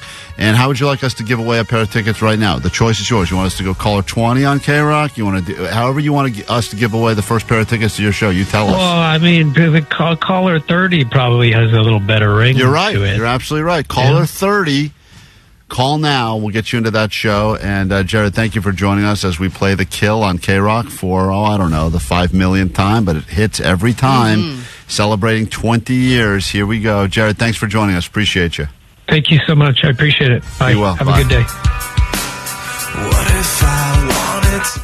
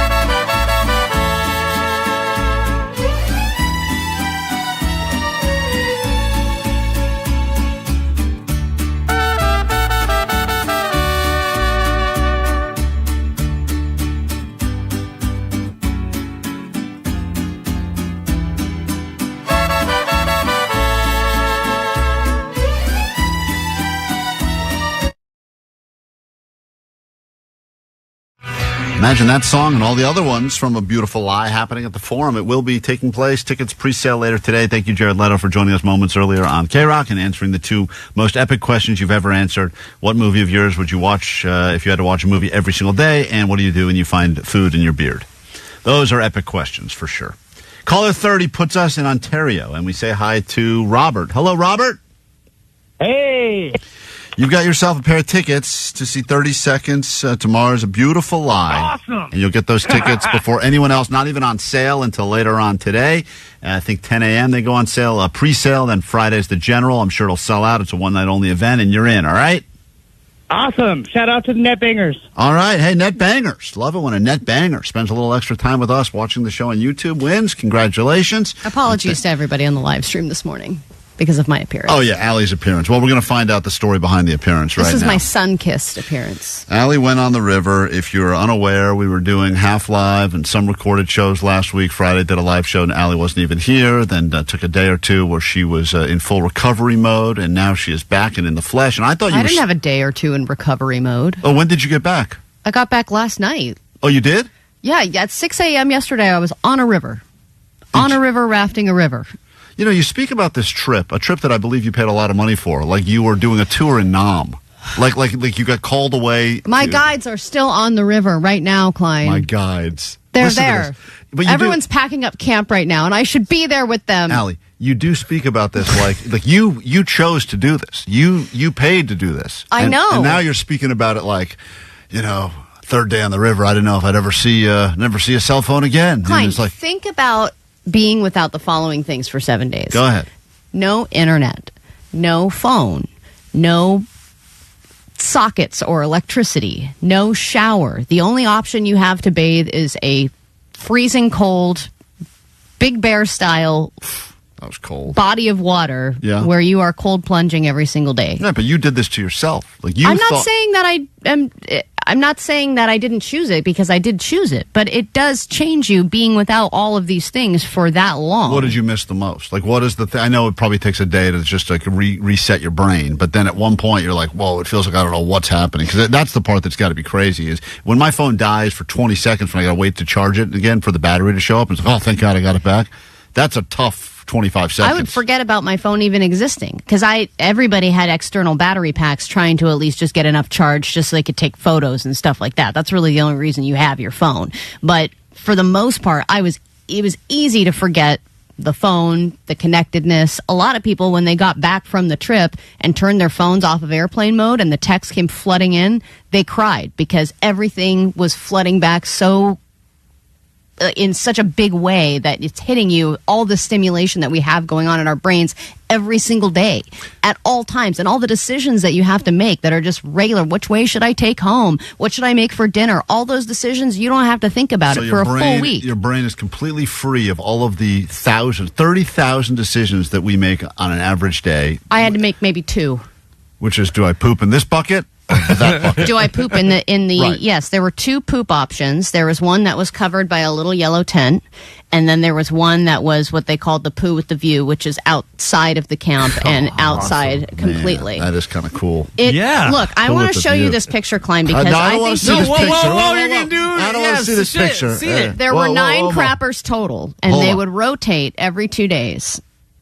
The crap situation. Right. So it was basically like a small porta potty type of thing, but it was a giant poo bucket that everybody would use.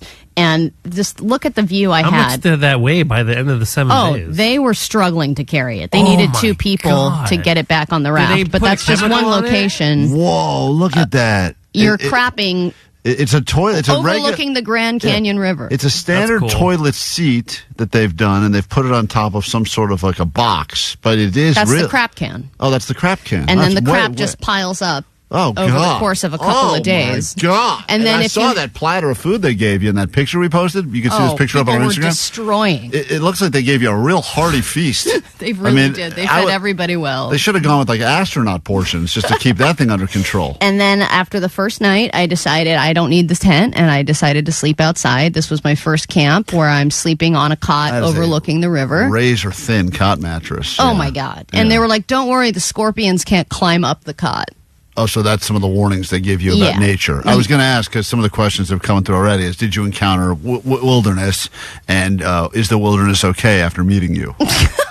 All the wolf spiders dug their heads in the sand and never came out again. They have the same conversation with the scorpions. Don't worry, guys. She can't crawl out of her bed to get you. But there was a point where, because you're on the raft all day and you're doing all these big rapids and things like that. And yeah, we saw beautiful waterfalls and crystal clear waters and all that stuff. What category rapids did you hit?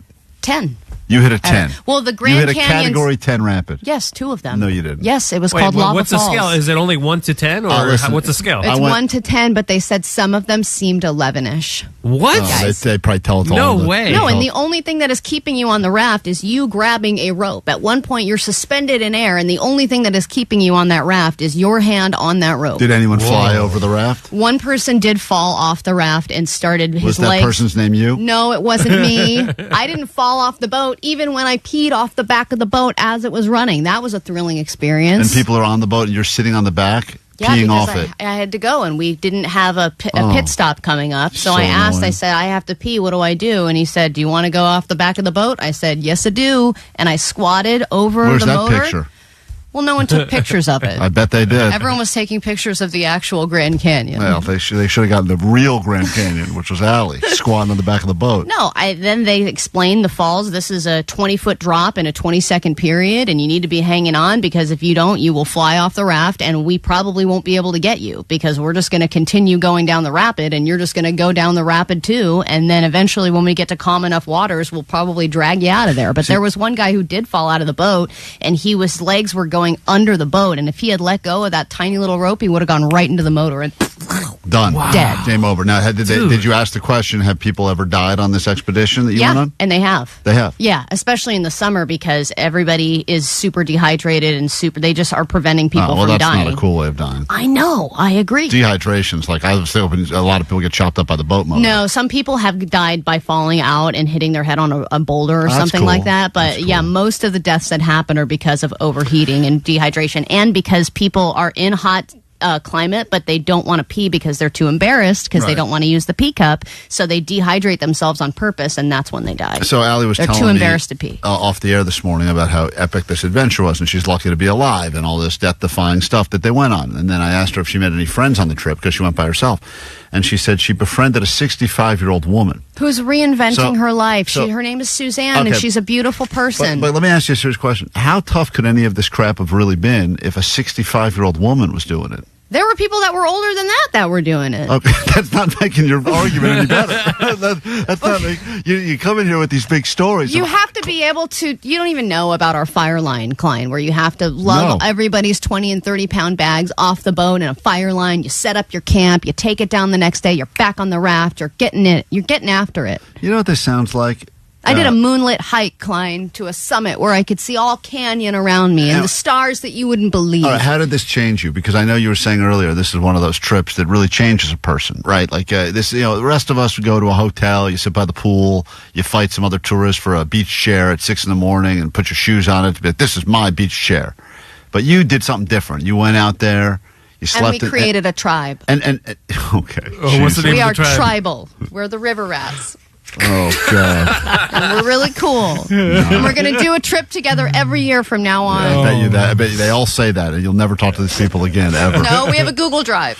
So you did this trip. Do you feel like in all seriousness, do you feel like you're a changed person now? Like, what is the one big takeaway? My real opinion? Yeah, give me a real answer. Omar will play your stupid river music. What? Allie survived the river to tell you this tale. Gather around the radio like the good old days. She's back. It taught me that we don't need half the crap that we think we need. Life can be extremely simple, and you can find simplicity wherever you go. I'll tell you what I don't need is this story. Okay.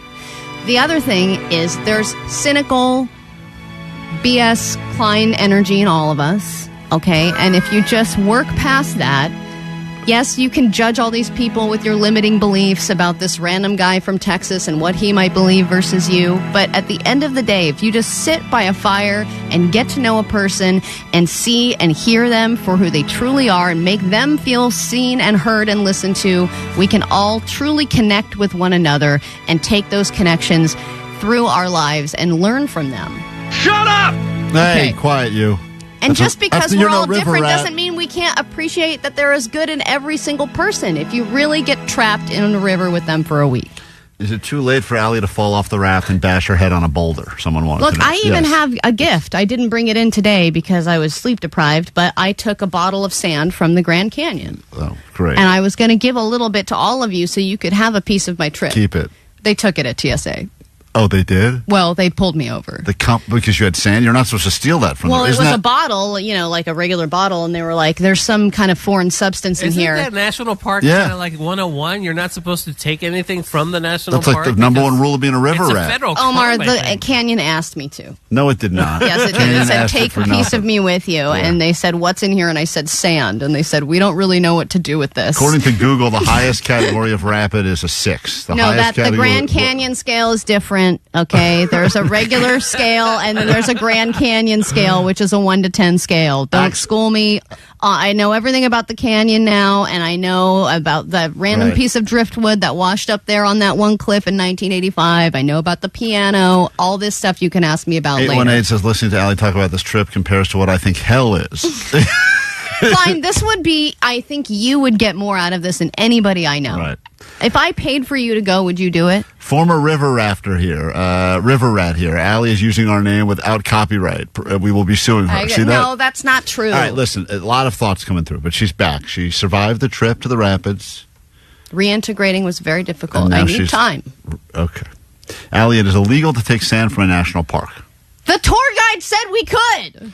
We got to take a Actually, break. technically, you might be outside the park, so. All right, thanks, Jake. I wasn't outside the park. I was right in the park, all right? We got to take And yes, I tipped. Oh, yeah, what did you tip at the end? Well, they said to tip 10% of your total trip. Would you give them some sand? I guess. Just a handful of sand? No, they have enough sand, all right? The canyon told me. Little something. I was going to give you 10%, but you know what the I canyon gave him said? what was in my pocket, which is a Band-Aid and an alcohol prep bag. Oh, man, that seems fun. Klein Alley Show. World Famous KROQ. Just entering.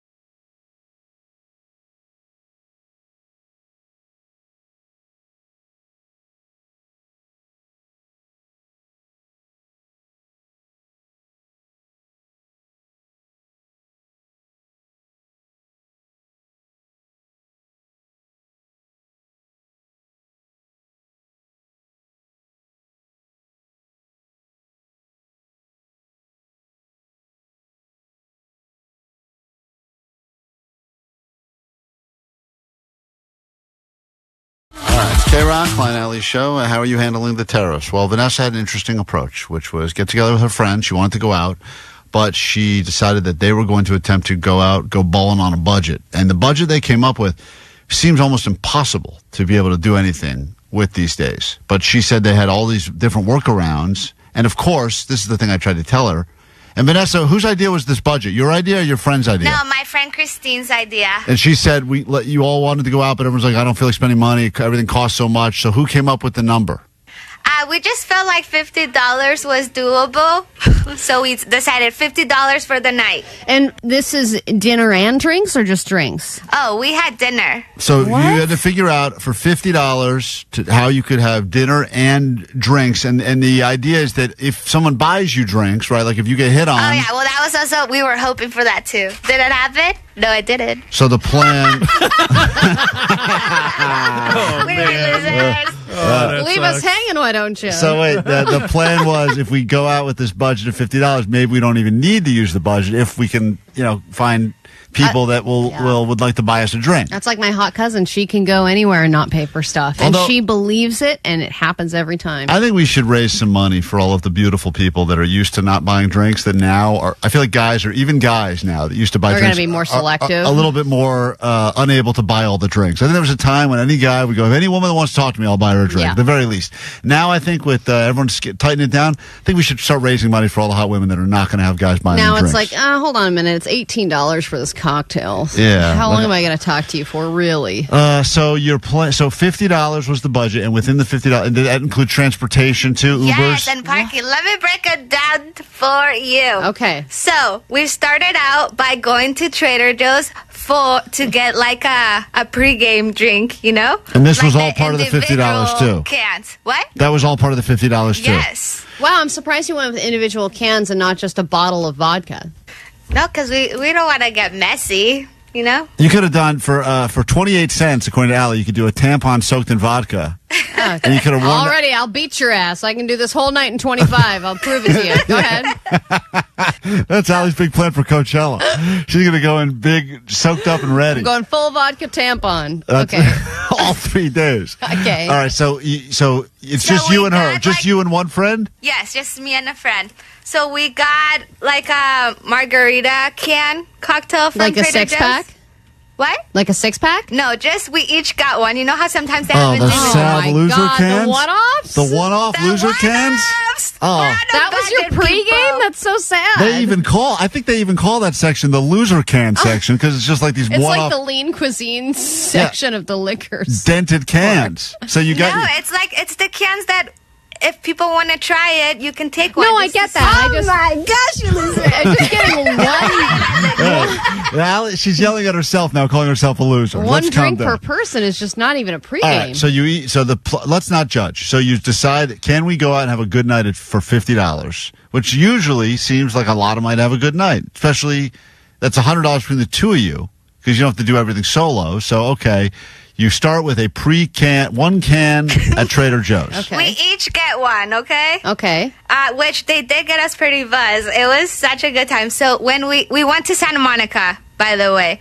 So we went to Santa Monica. How did you get there from Long Beach? We wanted to change scenery. How did you get there, she said? Oh, how did we get there? We drove. Oh, Don't okay. drink and drive, people. Do not drink and drive. That's a way to save money. Okay. We didn't get drunk, everyone. We did not get drunk. Okay.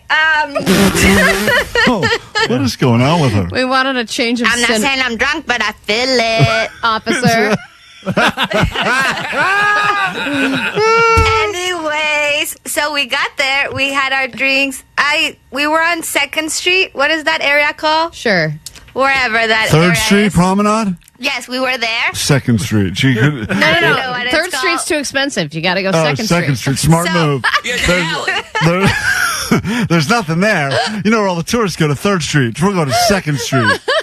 So we went there to people watch, do some entertainment, listen to the people playing the music outside. That's a real homeless hangout. You know that, right? Are you sure you weren't in an alley? It really is. Were I mean, playing, I know busking for money. That was actually the best part of the whole night, in my opinion. Mhm. I love that part. And then, did they have food at this place? no, just wait. Okay. Then we got hungry, so we decided to go to Chipotle for the kids' meal. That was $7. Wow. We each had the Taco Kids meal because we just need a little bit something. So right now, how much you pay to park in Santa Monica? $10. Okay. Which we split, so that's $5 $5 each. So between your one can of margarita at Trader Joe's, your kids' meal at Chipotle, what a Saturday night. Entertainment was free because watching a guy spin around on a cardboard box cost nothing. So that's good. So you got free entertainment, and then the parking was $5 each. So that whole section right there was a good time. right, you're almost halfway through your budget to this point. Yes. Then we decided, all right, we're gonna go to the nice bars now because we already ate and we pregame with our margaritas that got us going. Then we went to this bar named Chloe, and the drinks were $18. But we're like, this is our one fancy drink for the night because we're hoping that we'll get a second fancy drink by someone. But we did not. Anyways, we paid for our No, drink. that's an interesting choice. I'm going to invest in this $18 drink and hope that within brings 30 along. minutes I'll find another drink for Before free. you settled on this place, Chloe, did you see what the ratio? Did it look like there was a lot of guys? I would think you'd want to go to a place that seemed like it was maybe guy heavy because you'd get some attention as a lady. Actually, it was kind of empty, but it's okay because it was a vibe. The drinks were delicious. The vibe seems like there was no Yeah, one. I guess if your first vibe was the Trader Joe's single can aisle, this seems like a real upgrade. But okay. I hate on my plan. No. I like your plan. Go ahead. So now you're in this bar and you're already, and now $18. That's a huge. I mean, that's almost the rest of your budget for the night. And then then we were looking at what money we each had left, and we each had $12. Okay, so then we wanted to go to this other bar called Misfits, and we looked at the menu, and the drinks were $17. Right, because it's Santa Monica. Yeah. And or we could have gone with a beer, but we're not gonna drink beer, guys. Come on, we don't want to get full of beer. We want a cocktail. So my friend's like, since we have already had like 2 drinks in us, we're like feeling confident. She's like, don't worry. I'm going to tell the bartender we only have $12 each because we were doing this budget thing for work. Wow. Okay. We really just want to finish the night with, and then the bartender, let me see what I can do. So you're telling him flat out, even if you give me a discounted drink, I won't have enough money to tip you. Can you hook this up somehow? We have $12 each. We're trying to buy a drink each. And the guys, the menus, they're $17. You tell the bartender. But the bartender was like down with it. He's like, yeah, let me see what I can make you. He made us espresso martinis with tequila because we were on the tequila run. Tequila espresso martini? Right, there's a theme night for you. So he made you the drink, and then you're tapped out. Now you have no more money. Yeah, but so the bartender was happily what? He was happy to make us the drinks. I'm not saying I'm drunk, but I feel it. That's right. Anyways, Vanessa, so he made us the drinks, and when he handed me over my drink, I placed it down, and I moved the menu, and I spilled the whole drink on myself. Oh, you loser! I was a loser this night. But did we stay on budget? We did. Yeah, you did. Did he remake the drink for you? I felt bad because we're only gonna give you $12 for this. So you didn't even get the roofie drink.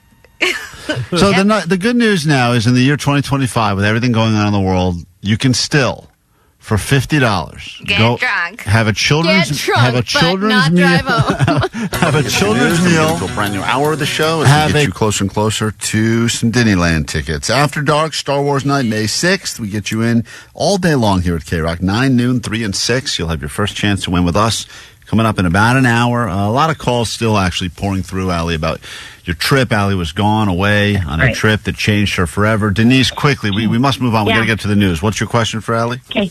Allie, can you share more information as far as like the poop bucket, what it's called, about your trip, where it was, who it was? Oh, here she is, the river. I boarded a big blue raft. God it was damn a J-rig. And it was a part of the Western River Expeditions. All right, thank you. I was a crew member, one of 24. Not a crew member. Yes, I was. You paid to go on a trip. Okay, and they gave me candy and ice cream. And I worked hard for that candy and ice cream. All right, enough. Did that answer your question? I saved my pee cup. Do you want it? No. Because when we got to camp, we couldn't use the river anymore, Klein, and I had to go pee in a cup behind a rock and then wash it in the river. Oh, Are you interested in going? You should go. It's life-changing. Yeah, no, not for me. Thanks. All right, great. Could you give me more information so I could never do this? I want to make sure I write this down so I never accidentally do this. All right, good. I'm going to go ahead and block that from my Google. All right, Klein, you think you need a roof over your head, and you don't. I think I'm going to sleep outside from now on. Great. Yeah, there's plenty of unhoused people in Southern California. You want to stay night at Jake Shack? You fit right in. Though Jake did give me a great airport parking hack. I have to give him some credit. We're not going to get to that. Wow. Let's get to your news now. Grab your Adderall. It's time for ADD News. All right, while I was gone, Katy Perry and Gayle King went into space. Now that's a trip. You want to talk about a life-changing trip? I want to hear about that one. There's 7 days in the Grand Canyon. It can change you, but 8 minutes in space can also do that. And this trip got a lot of criticism, but Gayle King, Katy Perry, Lauren Sanchez, film producer Carrie Ann Flynn, and a former NASA rocket scientist named Aisha Bowe all went into space. Oh, and a civil rights activist named Amanda Nguyen. So they all went into space for 8 minutes, and I guess Katy Perry took a daisy up there and then released it into the spaceship and was like, oh my God, you see this flower floating? And then when they landed, she kissed the ground. And, you think I'm being sappy? If you want to play that music again, Omar, this was Katy Perry's first interview once she got back onto planet Earth. Hey, I'm going to tell you something right now. You are officially an astronaut. Thank you so much. How do you feel? No, she's not. I feel super connected to love. so connected to love. I think this experience has shown me you never know how much love is inside of you, like how much love you have to give, and how loved you are until the day you launch. There you go. It really is the same stupid speech you just gave. It's almost verbatim the same thing you just said. Because you're seeing the world in a bigger light and a bigger perspective. Right. I don't get it. And how all your little problems are just so small and insignificant. Just sitting on the 101 yelling at other cars. And meanwhile, everyone else is flying to space and sitting in the rapids. And that's much more relatable than my 8 minutes in space. You better believe it. But Gayle King specifically was getting a lot of crap for going and saying it was just a frivolous trip and it's something that millionaires and billionaires do as a flex and it was just an influencer trip. And she has responded and was very upset and saddened by that criticism because she's like, nothing about this is frivolous. And we're actually trying to change the world by doing this. And Jeff Bezos has big ideas about reducing waste on Earth and finding ways to put trash in space. So it's all cool, guys. Okay. I was like, well, how does that make it better? Guys, he wants to put trash out in space, okay? We're changing the world. Like, Katy Perry was to put more trash in space, making those paper butterflies and throwing them up, just making more space trash. I know, it seems ridiculous. But the video of them, like, flipping around and, they're all glammed up and everything, a lot of people thought it was just kind of one big joke. But how long before the porn parody comes out? Oh, they're probably already working on it now, I'd have to imagine. Can't wait to see that. I just feel so much love. So much love. Inside of me, in every hole. Yeah. Lots of love. So much love here and there, and I'm going to ride that love until I die. All right, let's move on. Starbucks is making more changes. They've obviously made a lot of changes to try and win their customers back, and they've reduced their menu by about 30%. They're now writing those little heartfelt messages on your cup again and trying to remember your name. And now they are making some changes to their uniforms. They said they wanted to make those green aprons shine better than ever before. So they have a new kind of all black color palette that they have to do. Any solid black shorts, long sleeve crew necks, collared, button up shirts, any shade of black or khaki or blue denim bottoms only. So you're going to see a more uniform look at Starbucks while everyone looks like they're just dedicated to your satisfaction. So what are they going to do with all the facial piercings and stuff? Is that going to be allowed anymore? Yeah, I didn't see anything about that yet. So I feel like that would probably eliminate 50% of their employees if they had to get rid of like piercings and visible tattoos or dyed hair. Yeah, I mean, I feel like everybody is welcome at Starbucks. That used to be the way, and that was a cool thing. If you were like an English lit major, you didn't know what to do, and you had a bunch of facial piercings, you could get a great barista job at Starbucks. Yeah, I know. Now, I guess they're trying to make it all seem all corporate. Well, I think they're just going to cancel it out with some khakis. Oh, okay, everyone can look lame in khakis, Sure no matter can. how many piercings and tattoos you have. It's a good takeaway from today's show. It is. And then finally, according to a recent survey, they surveyed a bunch of people who live in Los Angeles and asked them how they feel about their overall quality of life compared to last year. And do you think it went up or down? I'm going to say up strongly. Everyone seems great and very happy. The overall rating of quality of life in Los Angeles dropped to 53 from 55, indicating a full shift towards more dissatisfaction. But I imagine if you have a huge record-breaking wildfire in your county, then that probably... Yeah. I'm surprised it's only 2, a drop in 2. I'm like, oh, okay. That's so what does that mean? good. Out of a possible score of 100? I think so. We're only at a 50% happiness? Yeah. Well, we were at 55, now we're at 53. Great. What kind of advice would you give to those Los Angelinos, Allie? Now that you're fresh off the river. When you're sitting on the 101... That's right. Going, how can I stimulate my brain more? Maybe I can piss off the person next to me. Maybe I can just look at my Instagram, send one random text message of a thought I had. Be with your own thoughts. Be uncomfortable. Be patient with one another. Because love is love is love. Send her to space. Alley Show. 106.7 KROQ FM in HD Pasadena, Los Angeles, Orange County. This is the world famous KROQ. Good morning. Just after 8 o'clock on a Wednesday. Thank you for hanging out with us on KROQ. We are Klein Alley Show. Lots to get to this hour. Unfortunately, KROQ lost the legend over, I guess Monday. Found out just in the early afternoon that Jed the Fish has passed away. And for those of you that have been on KROQ or listened to KROQ on and off for years, this guy was not just another DJ. He was a one of one, as I've said. And, I don't even think he understood how genius his weirdness was, because Yeah, well, what he said. I mean, Jed gets it. And once again, when you're weird all the time, I guess weird becomes your normal. But for people that listen to KROQ and listen to Jed the Fish, and I started listening to Jed the Fish from across the country, I would always think to myself, man, this is what it's all about. Like, this guy is a legitimate superstar, and he's so effing weird, but his weirdness was so cool. And then you meet him, you spend a couple of times talking to the guy, and you realize... One of the kindest guys you ever met. Super nice, but also... Yeah. Like, weird is in his DNA, but... Oh, it wasn't weird to... Right. That was, genius gets thrown around, eccentric gets thrown... He was just Jed, really one of a kind, unique guy. This is probably the tribute he was hoping for. Did you hear about Jed the Fish? I saw him not too long ago walking his dog. So this is our very own Pantyhose Greg that left a tribute, of course, on the GOAT line. Hey, guys, it's Pantyhose Greg here. Sorry to hear about Jed the Fish. I saw him not too long ago walking his dog across the street from David Lee Roth's house.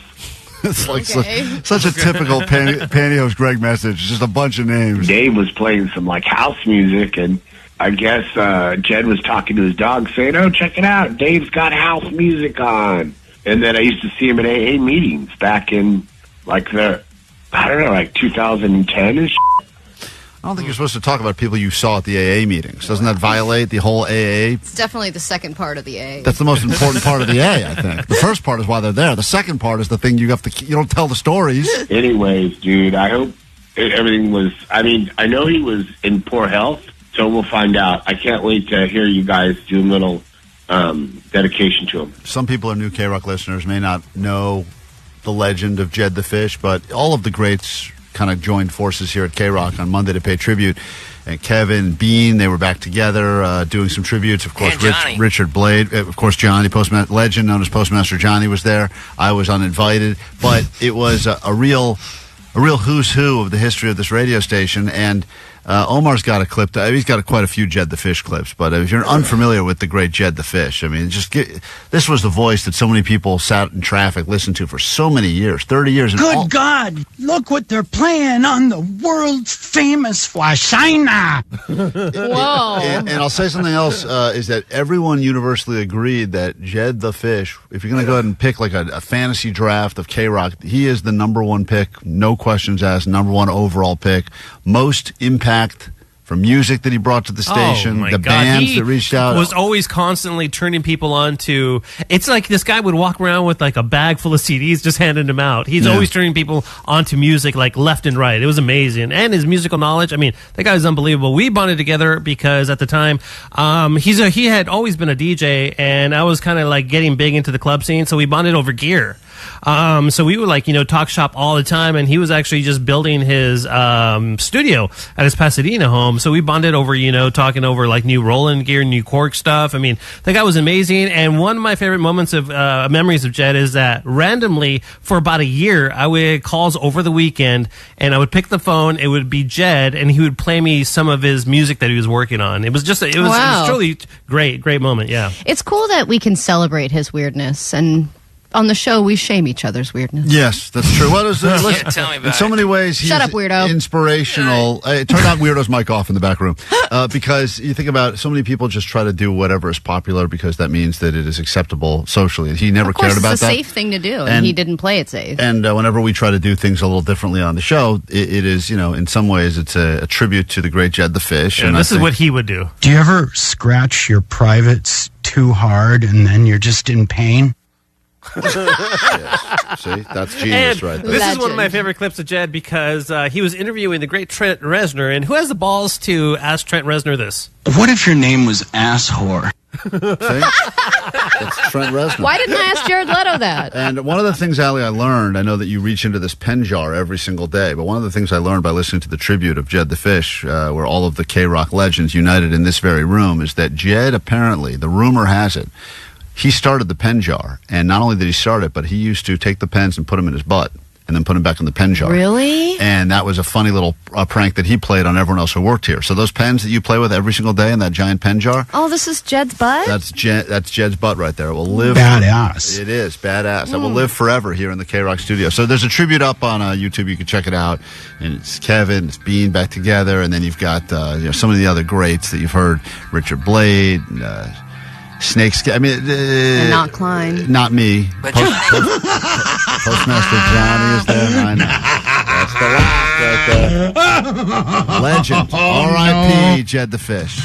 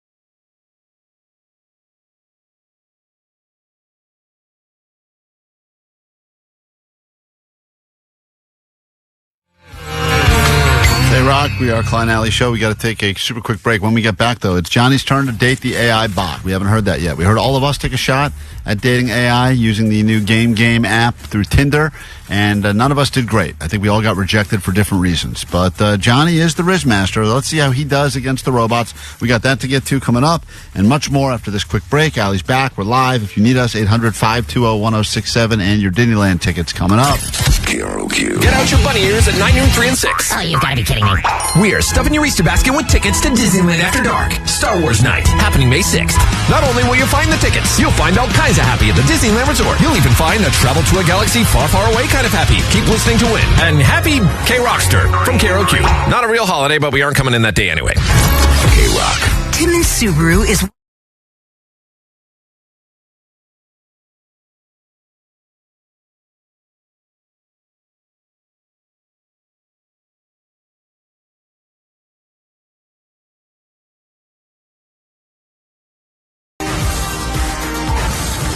Jake driving back to California.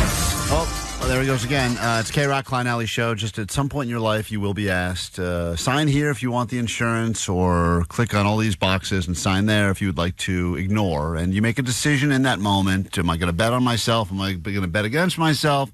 Used to be pretty easy. I think universally people just agreed always get the insurance, never against an ace playing blackjack, but always when renting a car, because it was like, now I can just drive completely careless, which is a great way to go through life. Yeah, and see, for me, that's not the way I want to go through it. I always bet on myself, which I should never do, but I never opt in for extra insurance for anything. I've never had Apple Care. I've never had the extra car insurance. And the one time I did get extra insurance on a rental car, something did happen. So it's good you had it. And that usually should have been a lesson to yourself. It's like, wow, I did the right thing. Now, other people argue once you sign up for the extra insurance, whatever it is, sometimes it's like an extra insurance on a rental or extra insurance, home insurance.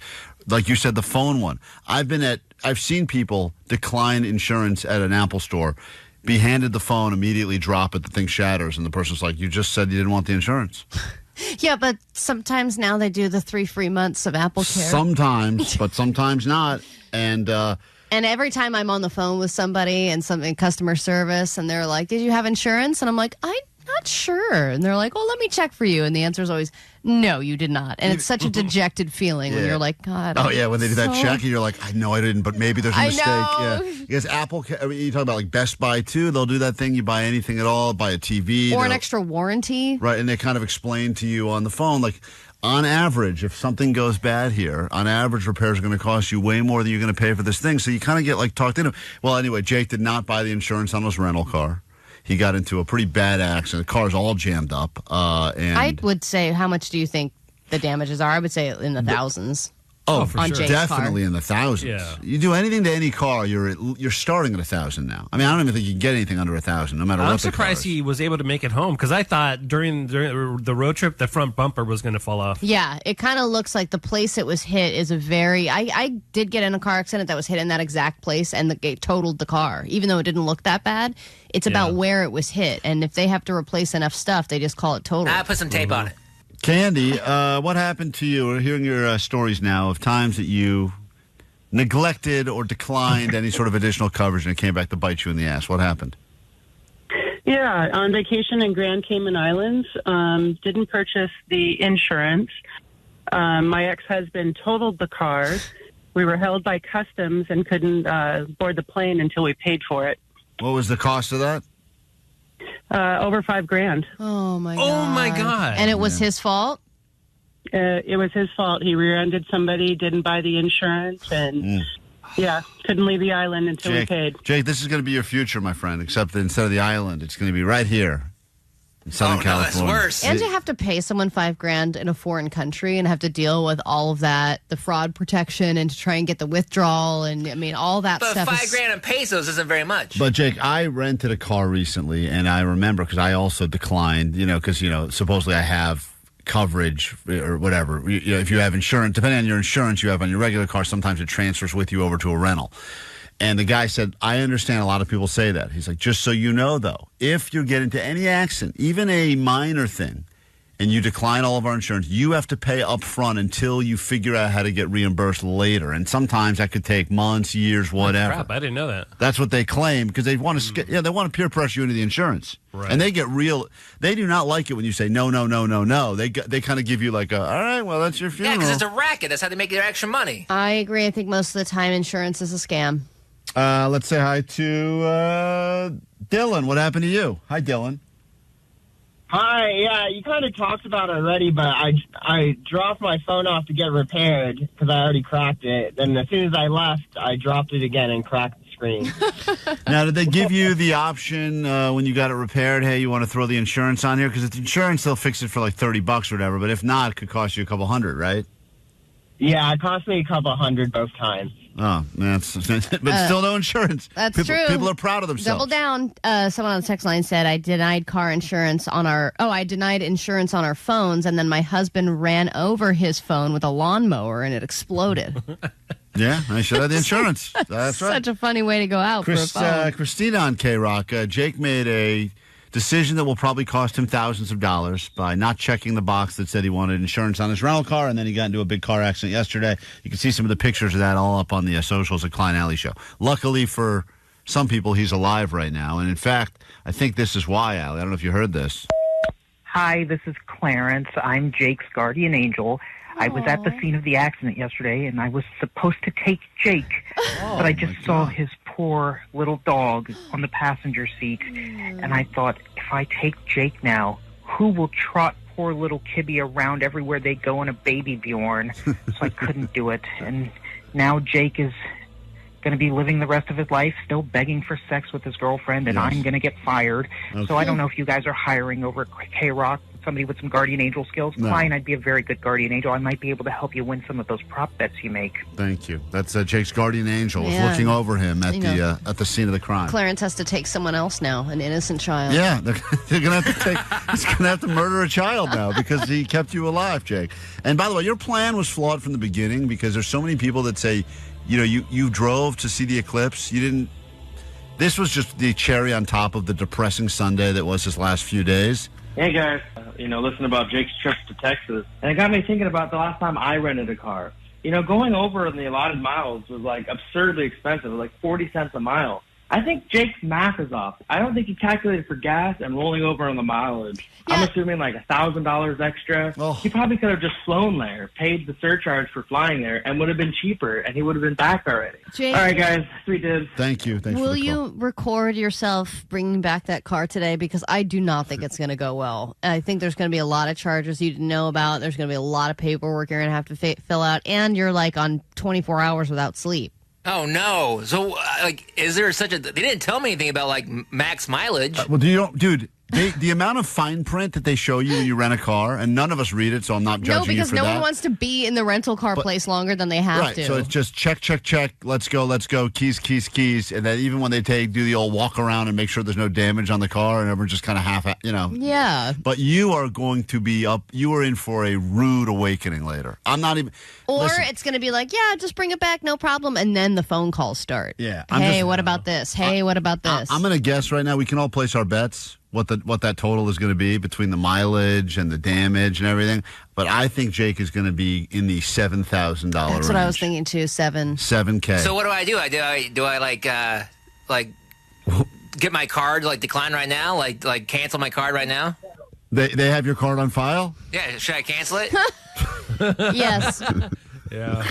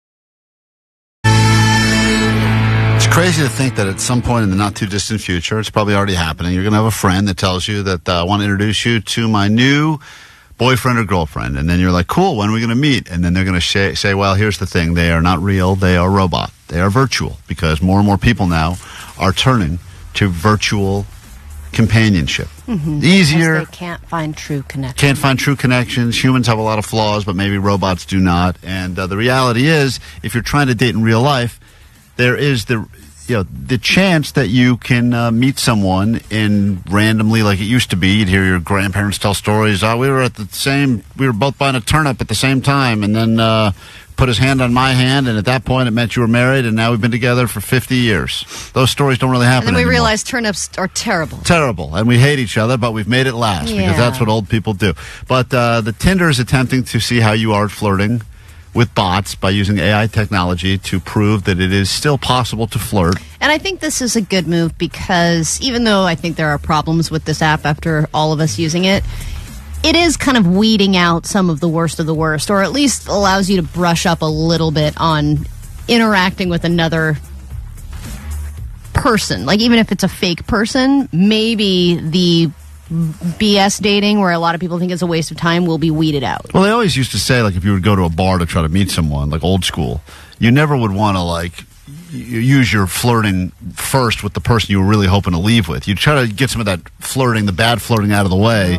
With some of the people, get some of the conversation out of the way, even with the bartender or the disgusting person at the bar that no one was talking to. I guess that's why all my conversations are earlier in the evening. Yeah, everyone's getting their bad flirting out of the way with you, and then they would save their good flirting for the hot people they wanted to actually hook up with. Anyway, here is all of us attempting. I'm going to play just a clip. This was Vanessa trying to flirt. We all took a shot at this. If you didn't hear us, we've all crashed and burned. None of us ended up with a successful date after trying the technology. And then we'll listen to Johnny, who took a shot at it. He is known as the Riz Master and has no problem in real life getting laid with women, but how does he do it with the robot? We'll get to that in a second. This was Vanessa's date. Crochet sounds relaxing and fun. Coloring, too. Great ways to unwind. Have you made anything cool recently? No, I could only basically just make one long braid, but it's not a braid, a long crochet braid. That's awesome. Now, that guy clearly has very low standards for what is awesome, but he thought that Vanessa being able to make a long crochet braid was awesome, and also proving that it's easier. Let's just be honest. It's easier for women in general, right? Because if a guy had said that, I'm crocheting now and all I can make is a long braid, I would have gotten pepper sprayed. But this guy said awesome, so... Well, I think also when he followed up with one more question about her hobby, she decided she was going to quit. Yeah, she's like, that's right, I've decided I'm no longer crocheting. This was Allie flirting with a lady. Maybe women do better with other women. Keep me posted. Maybe I'll swing by one time. All right, well, you sound like a dyke, so I'm sure we'll enjoy ourselves. I'll scissor your timbers. I'm here to keep our chat respectful and friendly. If you'd like to keep talking about music, events, or anything fun, let's do it. Why don't we do And then Allie got hung out. up on, and that was when her date ended, when she tried to go full-on lesbo with that woman, and she said, not interested. Then It was there was going well before that. my conversation with this woman. We were talking about our favorite Southern treats. What's one treat you always enjoy? Butt stuff? Butterscotch? You say that's a sweet choice. So what? So, That's and a you know, sweet choice. clearly I was making some good progress, but also I left, did not get the date. And then there was Jake. And Al, you didn't hear this because you were away, but this was Jake's attempt, and he had to use Vanessa's Tinder, so he had to do it with a man again. Oh, really? Yeah, because I Vanessa's love Tinder that. is only set up for women looking for men. So this was, I love that Vanessa's Tinder now thinks she's so thirsty. Yeah. Because everyone's just doing them all on her profile. Vanessa's going to win Tinder of the week or Yeah. something. This is Jake meeting a guy at a laundromat. So what brings you to the laundromat? Just doing your laundry, or is it a whole wash and fold adventure? That's a great guess. You're absolutely right. Well, I'm always up for some good conversation while waiting for the laundry to finish. What's something interesting about you? And then Jake had come up with nothing. So that was the end of that Is that it? conversation. Well, it was longer, but we listened to it on Friday. You Oh weren't my here. God, You I bet he decided- went in depth about his weird interests. You went into the river and chose the river over us. So as a result, you don't get to hear Jake's Aw. date. And then there's Johnny. Now, Johnny, in a moment, we're going to listen to your date. Before you, what was the scenario they presented you with? Because the way it works is you say, I'm interested in practicing flirting. And it says, you are going to meet a person at a whatever. A food stand in Miami or right, something. exactly. What was your scenario? Do you remember? Yeah, I think I was in a restaurant too or something like that. A restaurant You weren't in a restaurant. Where was I at? You were in a mall. I was in a mall, yeah. I was in a mall. All right. Do you even know where you were? I or honestly no? forgot all this because we took so long to do this bit. Johnny was at a food court at a mall. Does that sound right? Sure, yeah. Okay. I think so. Okay. Yes, Johnny was yes. at a food court at a mall, and this was the woman that he met. Do you remember her situation at all, Allie? Do you remember she 20s, 30s? She was 37 and she had a kid. which is a red flag. Dude. All right. Well, I hope you told her that. No wonder you don't remember. Here is.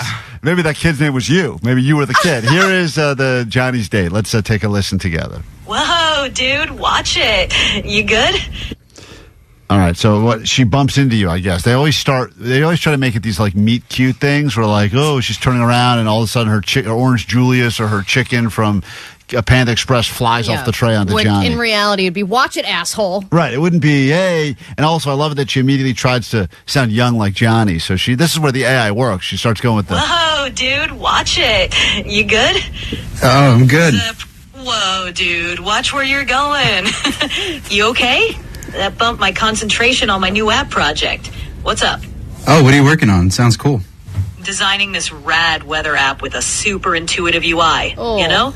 Something that makes checking the weather as chill as a beach day. Totally stoked about it. What about you? What brings you to the mall today? I love that the cool hip thing they come up with is a woman who's making a rad weather app. It's like, who is making these AI people? Right. This will be great. She'll hit on some young guy at the mall food court. What do we want to make her do? Well, she's working on an app. What do you got for apps? Weather? Weather. It's robot Totally weather. stoked about it. What about you?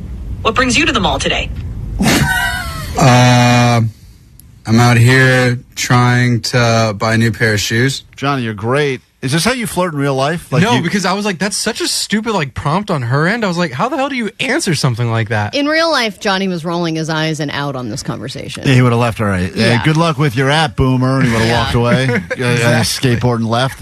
I'm out here trying to buy a new pair of shoes. But this is why I think I don't know how this date ends, but I'm going to predict this ends successfully because, Johnny, we all acted like we were interested in the person we were talking to. Mhm. So much so that we were actually hitting on them aggressively. He doesn't care, and that's he what makes cares them care. nothing. He could care about anything in the world more than this conversation. You can hear it in his voice. Whatever. I don't even know. I don't even care why I'm at the mall. And I bet you she's getting all turned on. Nice. Getting some fresh kicks to cruise around in. Are you into fashion or just comfy, stylish stuff? I love finding cool designs that catch your eye. I could be into fashion after talking to you. You've kind of inspired me. Whoa, that's awesome to hear, dude. God, she's so laying it on thick. She really is. I'm 37, but I've still got it. Whoa, she dude, really is. that's cool. She's really getting a little aggressive with trying to relate with Johnny. Getting some fresh kicks. Yeah. Fashion's all about expressing yourself. Just like cool app designs express ideas. Oh, way to crowbar that back Jeez. in. So Really what's in your your style project. vibe? Thinking of going for something sporty or more casual and comfy? I always keep it casual and comfy because I got nobody to impress. Hey, staying comfy is key for sure. Sometimes it's the laid-back style that tells its own cool story. So what do you do to relax when you're not shopping or cruising Oh around? my God, she has so many questions for Yeah, him. this woman does. Blabbermouth. She is a little yappy. Talk to a pretty woman like you, and you really put me at ease. That's sweet of you to say. Thanks. It's nice chatting and just being real. So what's something fun you'd like to do that we might both enjoy? What? Unbelievable. Now she's asking him out. After all of that. After zero effort and her just crowbarring in her weather app. Yeah, he said nothing. Like, he hit on her one time. He said, yeah, you're a pretty woman like you. But this is the first time the bot is actually now thirsty. Putting effort in, Yeah. actually. We're definitely going to go vintage shopping, and then afterwards, we're going to go to Bar Louie and hang out. And then afterwards, we're going to go dancing in Santa Monica. Please leave him. Wow, that sounds like a super fun day. Vintage shopping's always a good time. Finding those unique pieces is awesome. And hanging out at Bar Louie followed by dancing? Total blast. Let's make it a great time. Oh, my God. God. You got to be kidding me. She already put out. Johnny got the date. Dude. So, And then the music plays. So annoying. This is them dancing. That's them dancing at Bar Louie. So I guess of all of us, we all had a shot at it, and we all did terrible. None of us got the date except Johnny. 559 said the biggest lie she said was, it's nice being real. I know. It's great. She's not. No, definitely not. Well, But you slayed, Johnny. good job. Good job, dude. It was rad.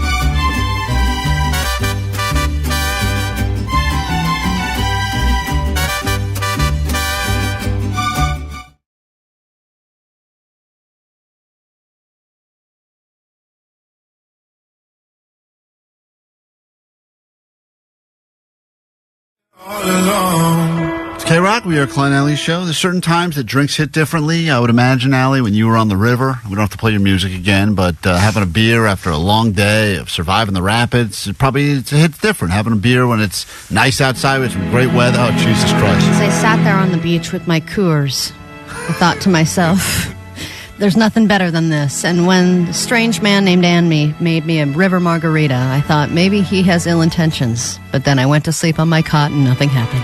You made you a river margarita? Yeah. Using river water? I don't know. Is that the water I you have just no peed idea what it into? was. It was just a drink that he gave me, and I said, yes, sir. So, drinking... Did he call that, or did you call that? Who called it the river margarita? He called it that. Okay. Well, then that's something you should have probably questioned. There is a new study that has been released, I guess new research out now, that shows that drinking as little as 8 alcoholic drinks a week, which is not that many, if you think about it. We all lie when we go to a doctor and they say, do you drink... how regularly do you drink? And everyone just kind of takes the number and shaves about 20 off of the real, right? And we all write down, occasional. And then they claim that anything over... Are you looking at me for validation? Yeah, that's right. You know how we all do Everyone that. does that, right? No one tells the doctor the truth because they make it seem like if you had more than 1 drink a week or 2 drinks a week, you're a, quote, binge drinker. Are you at more than 8 drinks a week? Not every week, but... Many weeks. Yeah, many. Like 51 weeks out of the year. That's not that much. 8 drinks is not that many because if I'm going to have a drink, I'm going to have probably 3. What's the point of just having a drink, right? Wait. What? Like last night, for instance, my wife prepared a Mexican meal. I just had 1 beer. Yeah, you just have a drink with dinner. Kind of like lays you back, yeah. And I like, Okay, so if you're doing that, if you're doing that every night of the week, but my point is that I'm not gonna have 3 beers. Can't you just have a drink? Yeah, of course. You've heard his kids. I can have a drink, and sometimes you just said if I'm gonna have a drink, I'm gonna have 3. Right. I would rather right. have... Yes. The point but my I'm making... doctor doesn't know that. How much drinking are you doing? On the form, I told me 1 drink. Why are we talking about this The reason I'm bringing this up is because I am... Klein, say hi to your mom. I am concerned now that, according to research, they say having as little as 8 alcoholic drinks a week can contribute to dementia. Great. Which means you have 8 drinks a week. Now, we thought... rather than have a specialist on, an expert, a scientist, or a doctor that put this together, we could have you. Let's have someone that drinks a lot more than I do on the phone right now. 1/2 of the Bud Light Bros. This is Bud Light Bro Billy. And I just out of curiosity, when you hear studies like this, Billy, are you concerned about your future or present? Not one bit. First of all, good morning, Klein Alley Show. Good morning. Allie, glad to hear you are back and you survived the trip. Glad you're back on the air. Thank you. Said nobody.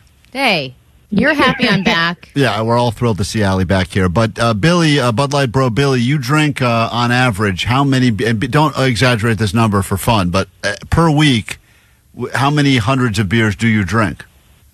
Ooh, per week, I'd say about 20 times 5, 32. I would say like a good 70 to 100.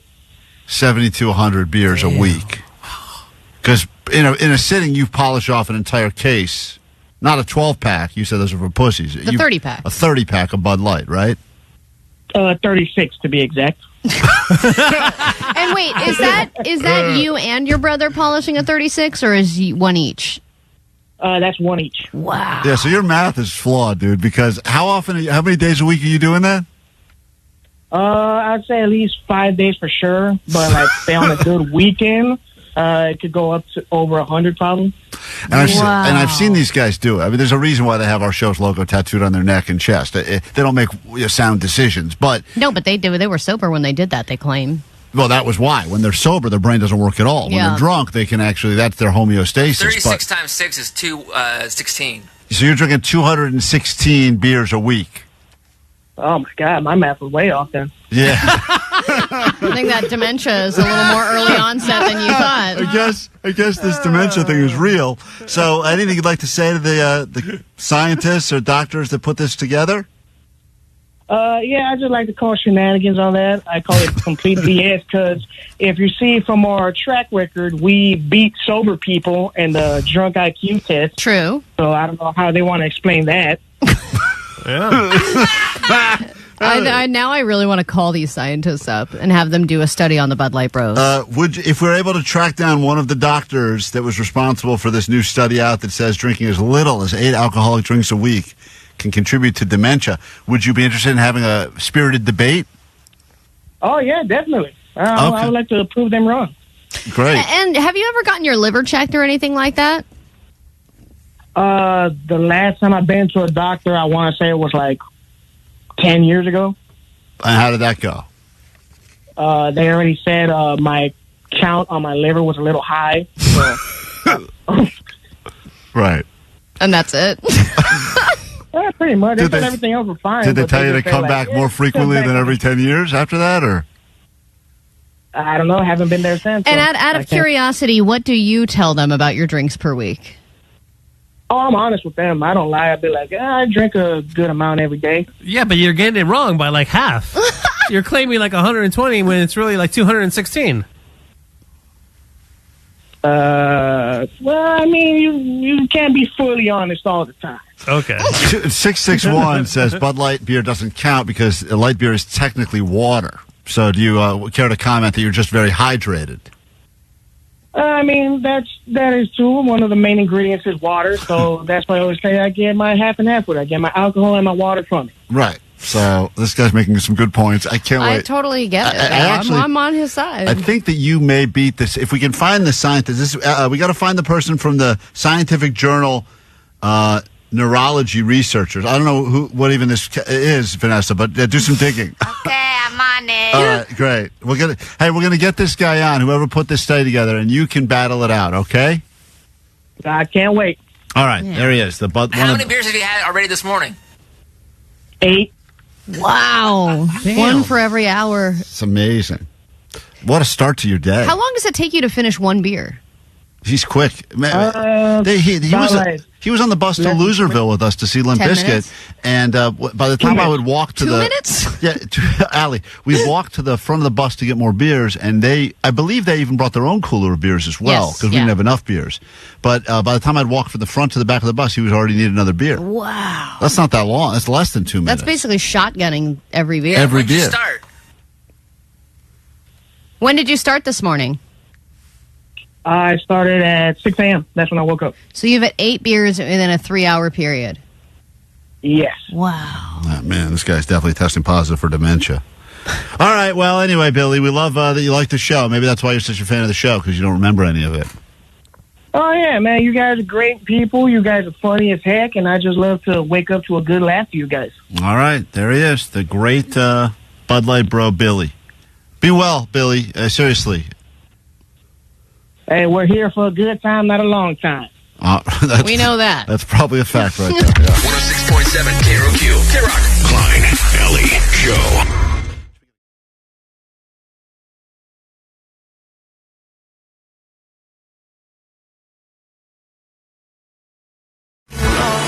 Yesterday, I almost got to experience something that I've always wanted to do. And I've told you on the show many times, this would be one of my goals. Every year, it's been my goal to do this thing. And yesterday, I came the closest I've ever come to accomplishing that goal. Is it the armored bank heist that you always wanted? Eating a whole pizza in one sitting? I've done that many times. Nothing I'm proud of, but I've done it many times. And no, Omar, I did not steal or break in or try to rob from an armored car. That's exactly what somebody who did that would say today. Right. Well, I wish I could have. I see them all the time, especially outside this building, and they do seem unattended. Yeah. I've always thought about Is it. that why you have on that fancy leather coat? That's right. That's my. It's You my bought Robin. it with your winnings. It's my Robin coat. I yesterday was very close to doing my first ever citizen's arrest. What? Because I got a text in the middle of the day that an active break-in was happening 3 blocks from my house. And this is part of the whole neighborhood watch thing that has been started because of all of the break-ins that have been happening pretty much all over Southern California. I mean, they've just been happening all over the place, and people don't seem to care anymore. Like, at least back in the day, they'd be like, well, we'll wait till they're out of town for the weekend, then we'll rob them. Now they're just going, they went and walked the dog for 5 minutes. Let's go ahead and smash a window, break in, grab day, some night, stuff. doesn't matter. 2 o'clock afternoon, middle of the day, By the way, beautiful day, too. I'm not saying if I'm going to rob houses, I start thinking to myself, is today the kind of day that more people would be out walking around, perhaps, because it's nice outside? Maybe you wait till there's, I don't know, weather drops to the 70s here. At least some people, don't want to go out. But maybe that's their thought. Maybe their plan is people are probably outside enjoying the sun. Now's a good time to break in. Or do they feel like us, where we was like, we should go to the beach. They're like, we should rob. It's such a nice day. Such a nice day for robbing. So I get this text that I'm on. There's like hundreds of people on this text chain, but it basically says there is a break-in in progress right now. Police have been notified, but as you know, the response time, not very quick. Jesus. And so it became, are any neighbors nearby that can go scope the situation? I was so bummed out because I wasn't home, but I was in the canyon making my way back. And I was thinking to myself, God, if only this guy, because I know the way that these guys operate is they're in and out of places in like 5 minutes or less. And even if there's cameras, it doesn't help anything, really. Doesn't really help. Usually you just have cameras. Now, what this person did, because the footage was released after the fact, they wore a vest as if they were a Amazon delivery driver. They had the full Amazon delivery driver outfit, walked up with an empty box to the front door, knocked on the door a few times, no one answers. Then they kind of put the box down. Then that's when they decide to walk around the side of the house, smash a window, go in, grab a bunch of stuff, and leave. So it's just one person? This time, well, it's all in the video I saw. It was just one person. Wow. And apparently, after the fact, what does that say about you that you can't even get one person to help you? To help you rob. Yeah, I know. You'd think, at least you could find a friend that wants to go robbing with you. Yeah, even these crime rings that are, getting arrested, they're like, I love my bros. But maybe there was another friend that was on lookout, or maybe there was another friend that was in the drive. Because they did have a car parked outside. What was your plan if you arrived? How were you going to stop the break-in? I was so frustrated and annoyed because I was in the canyon, but I was responding, saying, I can be there in 11 minutes. And everyone's going is there anyone closer? And I think there were definitely people closer that were too pussy to go and do anything. So I was my plan, I'll tell you, Allie, I had two plans. I don't have any weapons on me, but I do. Except for your hands. Except for my hands. Oh, yeah. These are very dangerous. You can mush those right into someone's face. Lethal weapons. Get hairy knuckles right in the face. Nothing grosser than that, you know? Just choke on your hair. Yeah. Yeah, just go. No, the plan was I was going to try to box in whatever the escape vehicle was, so the escape vehicle couldn't move. That was the plan. Well, you can only box in one. How do you box somebody in on what if they can just go the other way? When they move, I move. Move. What? You try to. Yeah, it's like that dance. Yeah, the little dance. They try to pull up. You move, I move. I box them in. I box in. That was the just idea. Like that? I was going to box them that. in. That was the plan. Was to just slow down. I was actually going to slash tires and box in. How are you going to slash tires with no weapons? I didn't think that through. You're going to punch the tires with your hands. Karate chop. Oh, that didn't work. But I got there at exactly, let's just call it, I don't know, 3 minutes after the perp left the scene. And they were gone. Wow, what a story. And wait, where's the close to being the citizens arrest thing?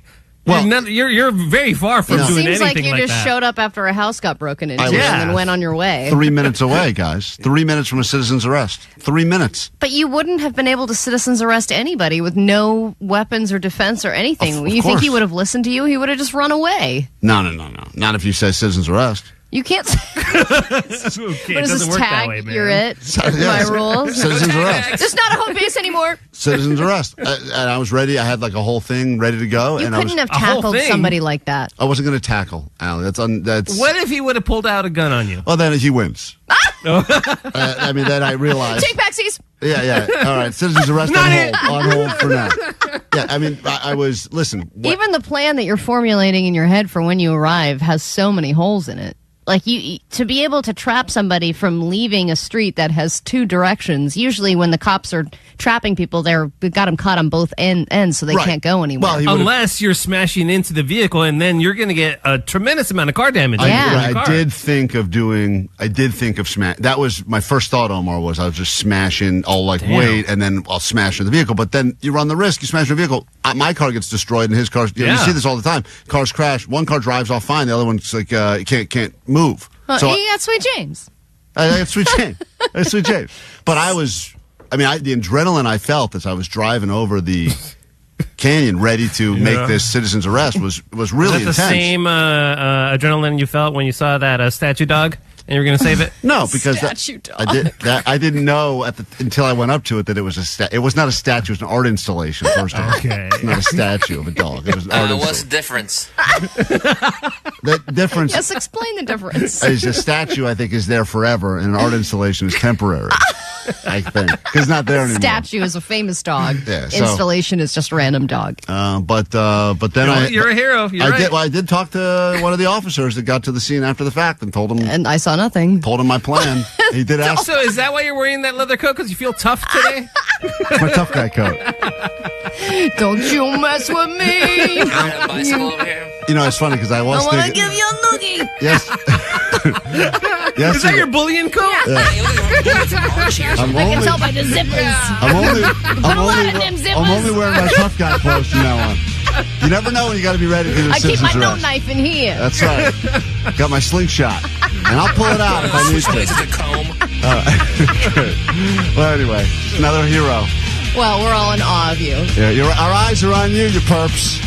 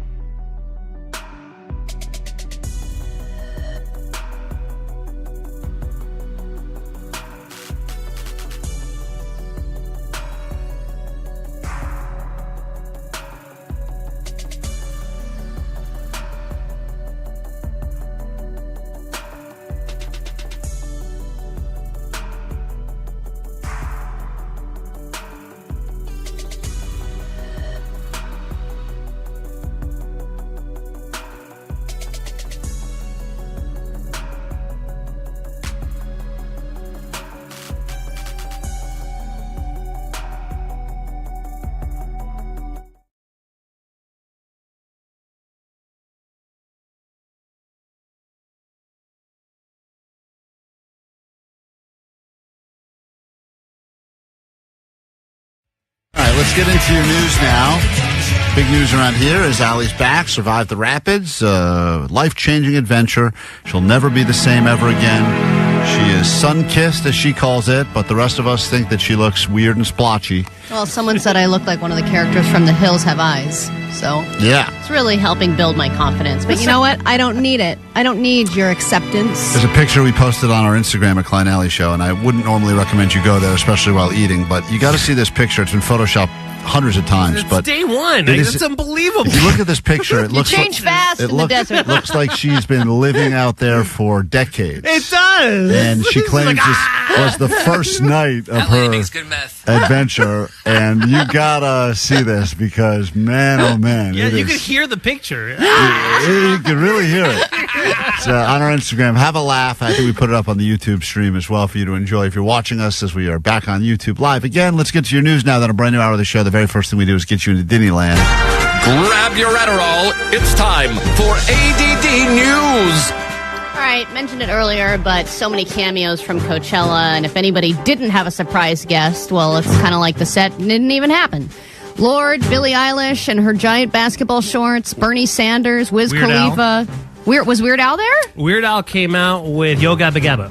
Wow. Yeah. Brian Amazing. May from Queen, Travis Barker, Queen Latifah. But for some White Lotus fans, some people were surprised to see Mook from the show on stage, and that's because she's in Blackpink. That is her day job. And she referenced it on stage and said that this is Mook when she's not working, and Patrick Schwarzenegger was in the audience supporting, as was the guy who played Guy Talk, the guard, in the show. So even if you're not a fan of Blackpink, you were at least happy to get a cameo that wasn't really a cameo. I know we gave a lot of tickets away to people, and I appreciate everyone who won tickets from us that mentioned us or gave us a mention when they were posting their stories because it all help us to grow the show. But then there was this person who claims we ruined Coachella for them. Sweet did this. I was just watching Green Day's Coachella set on YouTube. Really cool. But for like the first bit, all I could do was think about your show because they opened with Bohemian Rhapsody. and I couldn't. If I could only hear Vanessa going "Skadakushimushi, skadamushi." It's the problem is that sometimes, you listen to this show and you try to just enjoy life outside of here, and you can't even enjoy Green Day doing a Queen cover without thinking of Vanessa doing her wonderful cover of Queen. I know. Sarakushmushi, Sakaramushi. Yeah. And I know you're trying to enjoy Green Day do it, but you just can't because there's only one Queen cover that we want. That is the legacy we you leave. do that fandango? Keep going. Don't stop it. Thunderbolt and lightly, very, very frightened me. There's more. Nothing really matters. Anyone can see. Yes. Nothing really matters. Nothing really matters to me. She's so dedicated. It's the passion that I can hear in her voice. I get it. I just hope that for weekend 2, Weezer's still going to cover Metallica's Enter Sandman, because I haven't heard that yet, and that seems like it was probably a pretty sweet moment. Weezer covers always do great. I should know this because I work at KROQ, but is Weezer weekend 2 as well, or were they just a weekend 1 ad? They kind of are vague, and they just go, and now added Weezer, which I just assume that it's going to be both weekends. Nah, you're wrong about that, Yeah, I think. I thought Weezer was, maybe I'm wrong about this, I thought Weezer was weekend 1 and Ed Sheeran was weekend 2. I think you're getting Sheeran. I'm happy to get Sheeran. I'm not sure. Look into that. Someone look into that. I get love with the taste of you. One second. It I doesn't... get the food at the body. Okay, shut up. Send her to the river. Send her to the river. All right, congrats to Ice Cube. He is forever cemented in the streets of Hollywood. He dipped his hands and feet yesterday in the cement outside of the Hollywood TCL Chinese Theater, and he kind of took a dig at the Walk of Fame. He basically said that, he said, I know a lot of people are on the Walk of Fame, but true movie stars are in front of the TCL Chinese Theater. Okay, I got it. All the other stars don't matter, but if you get your hand or footprints in the cement, that's real deal. Because if you just look at the ratio, it seems like every week now they're putting a new person on the Walk of Fame. It but does it's not feel- very often that they do the Chinese Theater Yes, feet prints. there's only so much you real can't pay estate. for that, right? Yeah, that one I don't think right. You can buy yourself a star. I mean, we Right. couldn't buy ourselves a star, but if you're any level of celebrity from C level on up, I would even argue maybe they let some D levels get it. When I walk around that, the Walk of Fame, every once in a while you're like, oh, Harrison Ford, cool. And then the next person, you're like, the person from The Real Housewives season 3. You're like, how did that happen? It's sometimes very strange. Yeah. No wizard. Sorry. No Weezer, that's what I thought. No it costs Weezer. $85,000 to get your star on the Walk of Fame. $85,000 gets you a star on the Walk of You Fame. know how many After river trips that is? One trip to the river. And then during the ceremony, he also teased that he has a 4th album coming out, which is titled Last Friday, and it's already in the works. So we have some new Ice very Cube cool. music to look forward to as I have well. a clip here. Let's take a listen. I'm sure- That's not him. Come on. Oh, I can't wait. Unfortunately, that Sounds great. is me. And then, obviously, we've utilized AI a lot on this show. Sometimes it goes well, sometimes it doesn't. But people are using ChatGPT for a new purpose now. Apparently, they're using ChatGPT to turn their dogs into humans. So they can ask ChatGPT to turn, the dog and listen to the dog and then read and then turn their barks into captions and actually have them start speaking and This is see what all- kind of personality your dog This has. is all people have ever wanted. And there's been a lot of really crappy attempts at it. I watched some show on Netflix where this dog was stepping on a mat, and supposedly the mat was like, feed me, scratch me. But that's pretty much all the mat said, and Yeah. that's all the dog wanted. But you can also turn your dog into a human to see what your dog looks like as wow. a human. All so right. you can turn Jerry into a human Well, and send- see what he would look like Send if me he was that living. link. I need that ASAP. That's how I'll be weird, spending dude. my afternoon. We get into a brand new hour of the show next. Strange. And caller 20, we're looking for you at 800-520-1067 so we can send you to Disneyland, and we'll do that next. KROQ.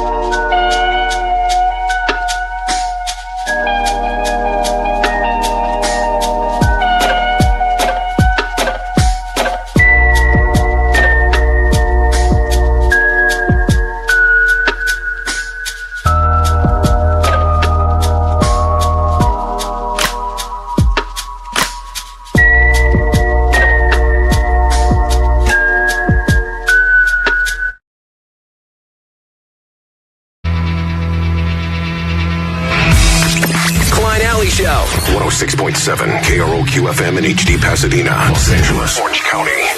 This is the world famous KROQ. Good morning. Welcome to your Wednesday. It's KROQ. We are Klein Alley Show. Back together in full force at 800-520-1067. Start the hour by getting you into Disneyland. You'll have chances to win your way in at 9, noon, 3, and 6. We'll do that every day this week so that you can go be a part of Star Wars Night on May 6th, Disneyland After Dark, where you can find the travel to a galaxy far, far away kind of happy. Just keep listening and keep winning right here on KROQ. We'll pick up caller 20 in a moment, then we'll get into the complete hour of the show, including a bamboozling that is affecting our very own DJ Omar Khan. There's a bamboozle taking place in the world, a scam that Omar is very much embroiled in, and we'll get into that coming up a little bit later this morning on the show. Also, science has now weighed in on how you can have a perfect day. It's a conversation we had last week about what factors contribute to having what you would consider to be a perfect day. And have you ever had a day that you consider was a perfect day? From when you woke up to when you went to sleep, everything that happened made it a perfect day. Does that even exist? Science has weighed in, so we'll get into that later this hour as well.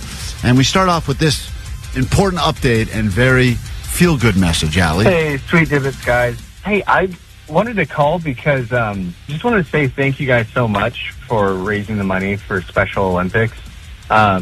And Klein, for you stepping up to get your nipple pierced. You better still do it, buddy. And, getting frosted tips and jumping in the lake. I have a 1-year-old son who has Down syndrome, and obviously he can't participate in the Special Olympics yet. Well, if he was any good, he could.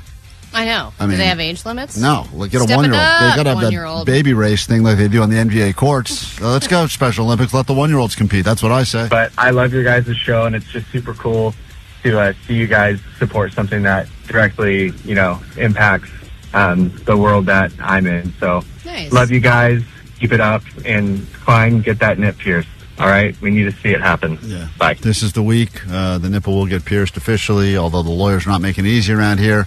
And thank you for understanding that deep down we are actually decent people, and it's a pleasure to raise some money for a valuable organization such as the Special Olympics. Our pain is your pleasure. That's right. Our pain becomes your pleasure, and hopefully one day your son will appreciate all that I've gone through so that he can throw a javelin or whatever event he chooses to partake in. Let's say hi to caller 20 and make someone's day instantly better. We say hello to Kelly in Torrance. Good morning, Kelly. Yes, good morning, Sweet Dibs. Sweet Dibs to you and yours. You're going to Disneyland. Get ready for May 6th. May the 6th be with you. It is Star Wars night, all right? Amazing. Thank you so much. Hey, babe, we're going to Disneyland. Forget space. KROQ is sending us to Disneyland. Is there a real person there, or is that an imaginary partner?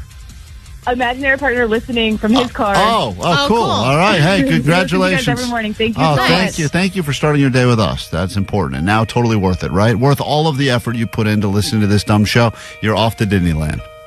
Absolutely. Thank you so much. Thank you. You Enjoy. can stop now. You don't have to keep listening. Now, back to Big Boy. That's what we say. Back to Big Boy. Where we all end up. So here's the deal. Omar has got a scam going on. I don't have the scam going on. Somebody else. That's the way you're I'm telling just, the story. Caught in the middle of it. You claim you're caught in the middle of a scam, but also, is it possible that you are the scam? That might be the case. We'll get see. to that next on KROQ.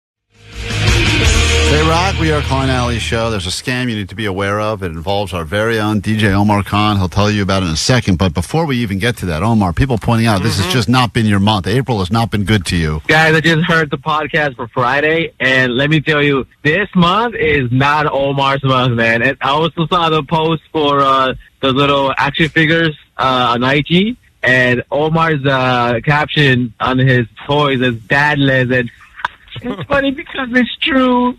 Both of his dads didn't want him. The first one nor the second one. And then he's been stuttering way too much this time, man. Oh, my God. Catch me off guard. It's hilarious, man. Sweet David. Yeah, Omar's had a rough month. The stuttering, it was at a brand new best stutter ever from Omar, which if you missed it, I'll play it for you because he keeps trying to delete the file, and I keep having to refine the file, Allie. Which is hard for you to find any file, let alone refine a file. Refine a file that involves Omar, but I mean, this was it. What is happening? I try to watch it and I rewound it. What? So anyway, that was a real stutter. That happened to Omar, a live remix. So I get it. So when you came to us and said that there's another thing going on, we said, well, it makes sense. Somehow the karma's come back to bite you in the ass. Right. So, I'm sorry, no bamboozle thing or anything? No, we're not doing the bamboozle thing. We don't know. Bamboozle. Thank you, Vanessa.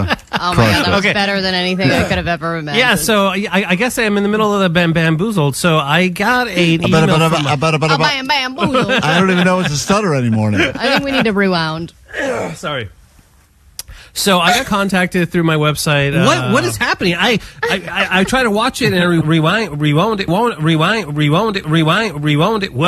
I think we need to wind up Omar. Somebody contacted me through my website in regards to a quinceañera they wanted me to play. And anytime somebody contacts me on my website, I automatically email them, say thank you for thinking of me. I am available. Let's set up a phone consultation to see how I can meet your needs, right? And I never heard back from this client until yesterday. So yesterday I get a follow-up email saying, hey, we're ready to move forward. Where's the contract? Well, I haven't received it. And I have a pretty good memory. And this lady, the tone of the email made it seem like we had spoken about it. But from time to time, there will be that a client who just wants the contract, doesn't want to talk about it. They've seen my work, elsewhere. They know I'm the DJ for them. So I thought that this was this kind of situation. I emailed the contract over, and she's like, whoa. I thought we negotiated this price. And I was like, oh, no, lady, my price is this. And she's like, no. We talked about this on Sunday. I'm like, what? We did not talk about this at all. Like, I don't remember the conversation. DJ Omar Khan. There's a fake Omar Khan that is attempting to middleman Omar's DJ business. And what is he asking for, like cash deposits or something? So I was just like, I need proof of this conversation because at this point, I'm still second guessing myself because I've been behind the scenes. I've been sick for about a week and I'm still not over my cold that I've had. So I've been kind of a little out of it with this head cold. So I was just like, can you show me proof of this back and forth we're having? She's like, yep, let me screen cap this text conversation that we're having. So she sends over this, it's exactly what you're saying, Klein. It's somebody saying that I sent over the contract and invoice. Go ahead and sign it. If there are no questions, I also added 30% deposit so you could make sure you reserve your date. And I don't require a 30% deposit. What's crazy about this is that she reached out to you and you responded. And then somehow the fake Omar Khan was able to insert himself into this transaction and take over as fake Omar Khan and bamboozle her. Do you think the fake Omar Khan stutters too? Or do you think the fake Omar Khan... Oh, no, he's probably a smooth talker. Yeah, exactly. Yeah, you have to be. That's the dead ringer. If you're booking Omar and this guy... Yeah, you got to listen for the stutter, man. If he doesn't stutter, then you got the wrong Omar. Wow. So that's my question, Allie, is how did somebody insert themselves in this whole transaction like that? How did they know? I have no idea. Maybe, I'm not sure if my website got hacked. I have no idea. And do you think that this DJ Omar Khan, the fake Omar Khan, will actually go and DJ these events, or he's just here to take? If he's good enough, I'll hire him. Right. You know? Oh my God, would DJ Omar Khan 2 be more expensive than DJ Omar Khan 1? It sounds cheaper. That's the whole thing. I'd book because him. that was a dead giveaway. I was like, that's not my pricing, lady. Now, if she screen grabbed the information, the chatting, is there a number? Is there like a phone number potentially that you could find from this woman so that potentially we could call? I was able to get a phone number because that's how we realized it wasn't me. Because I asked her, That's how we realized. Couldn't you realize it wasn't you? Yeah, there must have been some head cold. I was like, that might have been me. I don't know. Yeah. So she sent me the phone number. I was like, this is a 323 area code. My phone number starts with the 818. She's like, oh, God damn it. I'm being catfished. I think I'm being scammed. And she never gave any money? Luckily, she was going to give the deposit to yesterday, but she hadn't received the contract. Wow. So luckily there had been no transaction made in concrete. I think it was because the scammer just had her phone number maybe and didn't have the email address, which is where I sent the contract to. Is it possible, a lot of people are suggesting on the text line that there's a spyware that has been installed potentially on your phone computer you're unaware of, and as a result people are able to middleman and try to steal? Yeah, like they see what's going on when your email and your phone, and then they reach out separately to I am not infiltrate? that tech savvy. It is totally possible. Wow. Yeah, for sure. I mean, I wouldn't even know how to begin to look for something like that. Sophisticated. On the phone right now, a DJ Fomarcon. Go ahead, sir. No, wait, that sounds like Omar. I think that's me. That could be him. How do we know if that's really not him or not? All right, well, we'll have to get to the bottom of it. If you can give us the number, we can try it. I'll give it to you guys, yeah. All right, and then we can try to. I'd love to have real Omar talk to fake Omar. For sure. God. Figure out how many other people have been attempting to hire fake you for their quinceañeras. And maybe there's more than one fake Omar Khan. Oh, my God. Can you imagine? Maybe there's tons of DJ Omar Khans everywhere. And the problem with you even talking about this on KROQ now is that, one of the bosses is listening and they're probably thinking to themselves, I could get fake Omar Khan for way cheaper than real Omar Khan sitting on this show every day. So we got that to deal. We'll be right back. Quick break. More show next. KROQ. Get out your bunny ears at 9, noon, 3, and 6. Oh, you've got to be kidding me. We're stuffing your Easter basket with tickets to Disneyland After Dark, Star Wars Night, happening May 6th. Not only will you find the tickets, you'll find all kinds of happy at the Disneyland Resort. You'll even find a travel to a galaxy far, far away kind of happy. Keep listening to win. And happy K-Rockster from KROQ. Not a real holiday, but we aren't coming in that day anyway. K-Rock. Tim and Sue.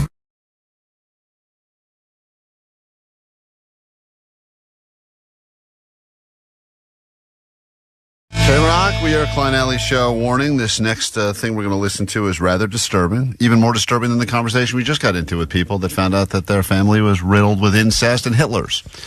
This is Jake approaching people in the streets yesterday. An unexpected heat wave that blanketed the Southland, and temperatures got as hot as almost 100 in the valley. And even though Omar says that we are over, you're right on that, man. It felt like almost 100 in the valley. Okay. And there was a time when I had to put the windows down temporarily just to get some fresh air. Oh, wow. Jake went up to people to see if they were prepared by asking if he could sniff their pits, something that we call pit stops here at KROQ. And here he is with his own introduction he put together for the segment. Hey, it's Jake, and I'm on the streets of Los Angeles during the hottest day of the year, during the hottest time of the day, to see if people are willing to take a KROQ pit stop.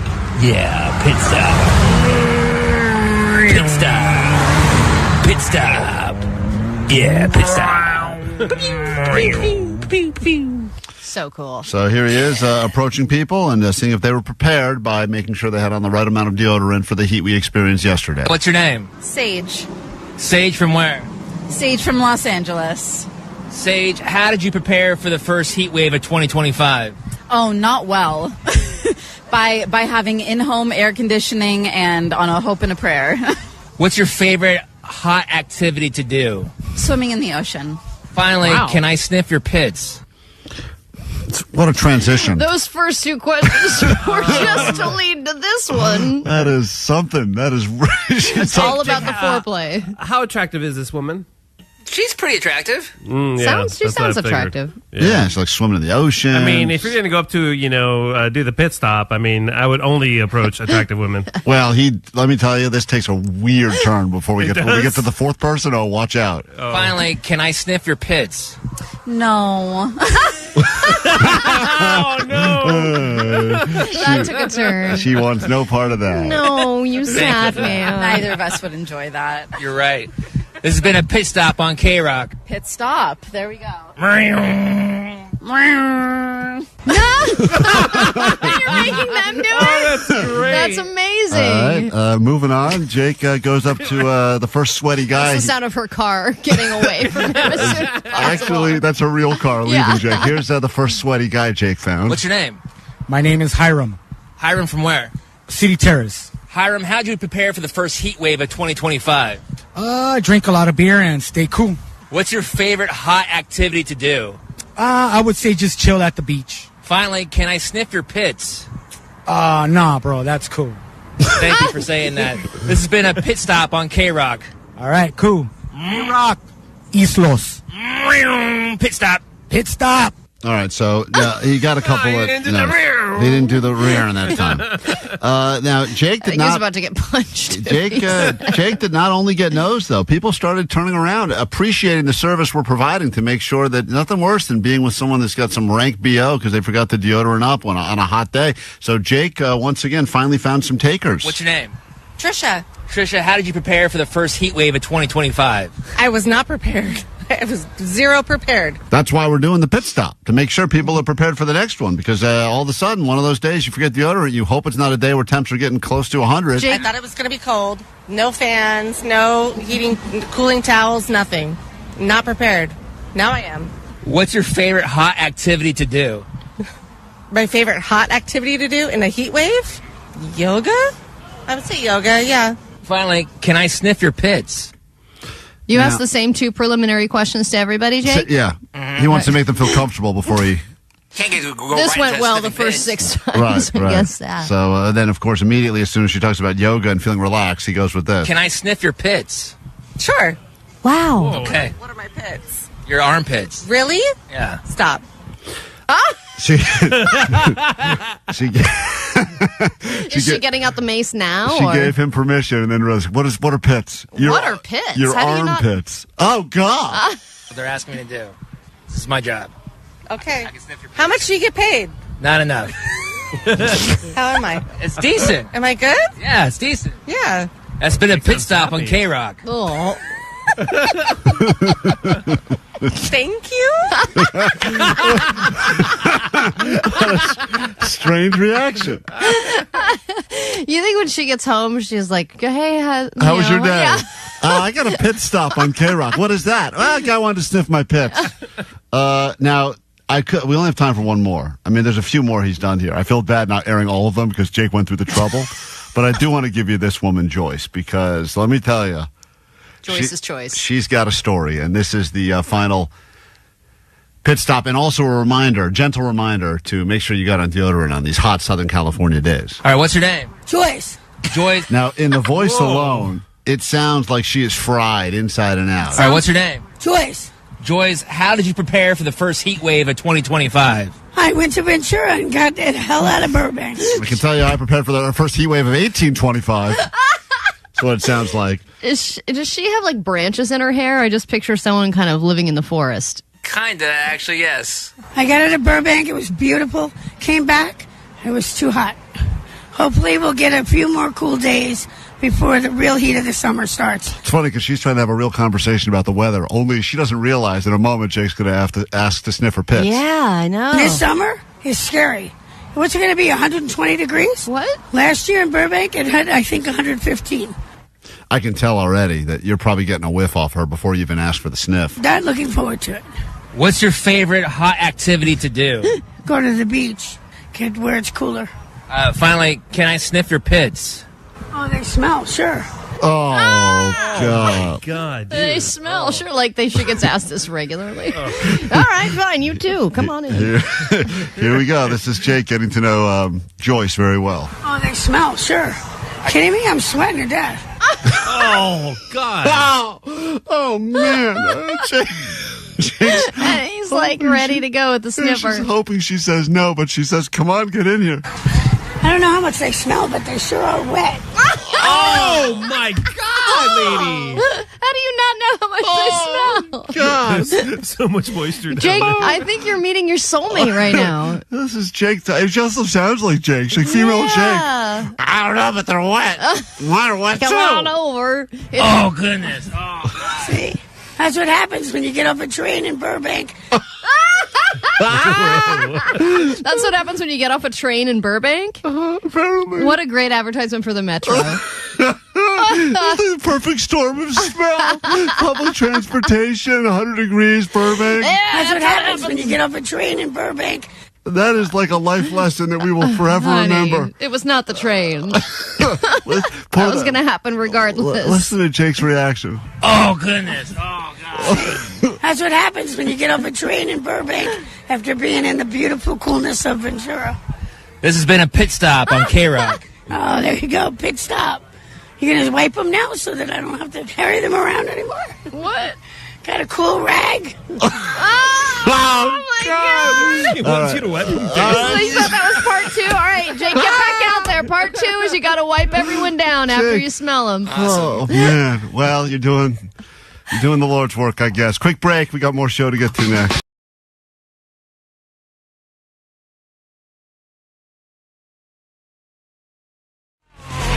KROQ, in a moment, we'll figure out what science says is your perfect day. Do you agree or disagree? They've broken it down, said any day of the week, as long as you're following this formula, could be your absolute perfect day, and maybe that day is even today. I'll get to that in a second, but first, this is breaking news right now on the hotline.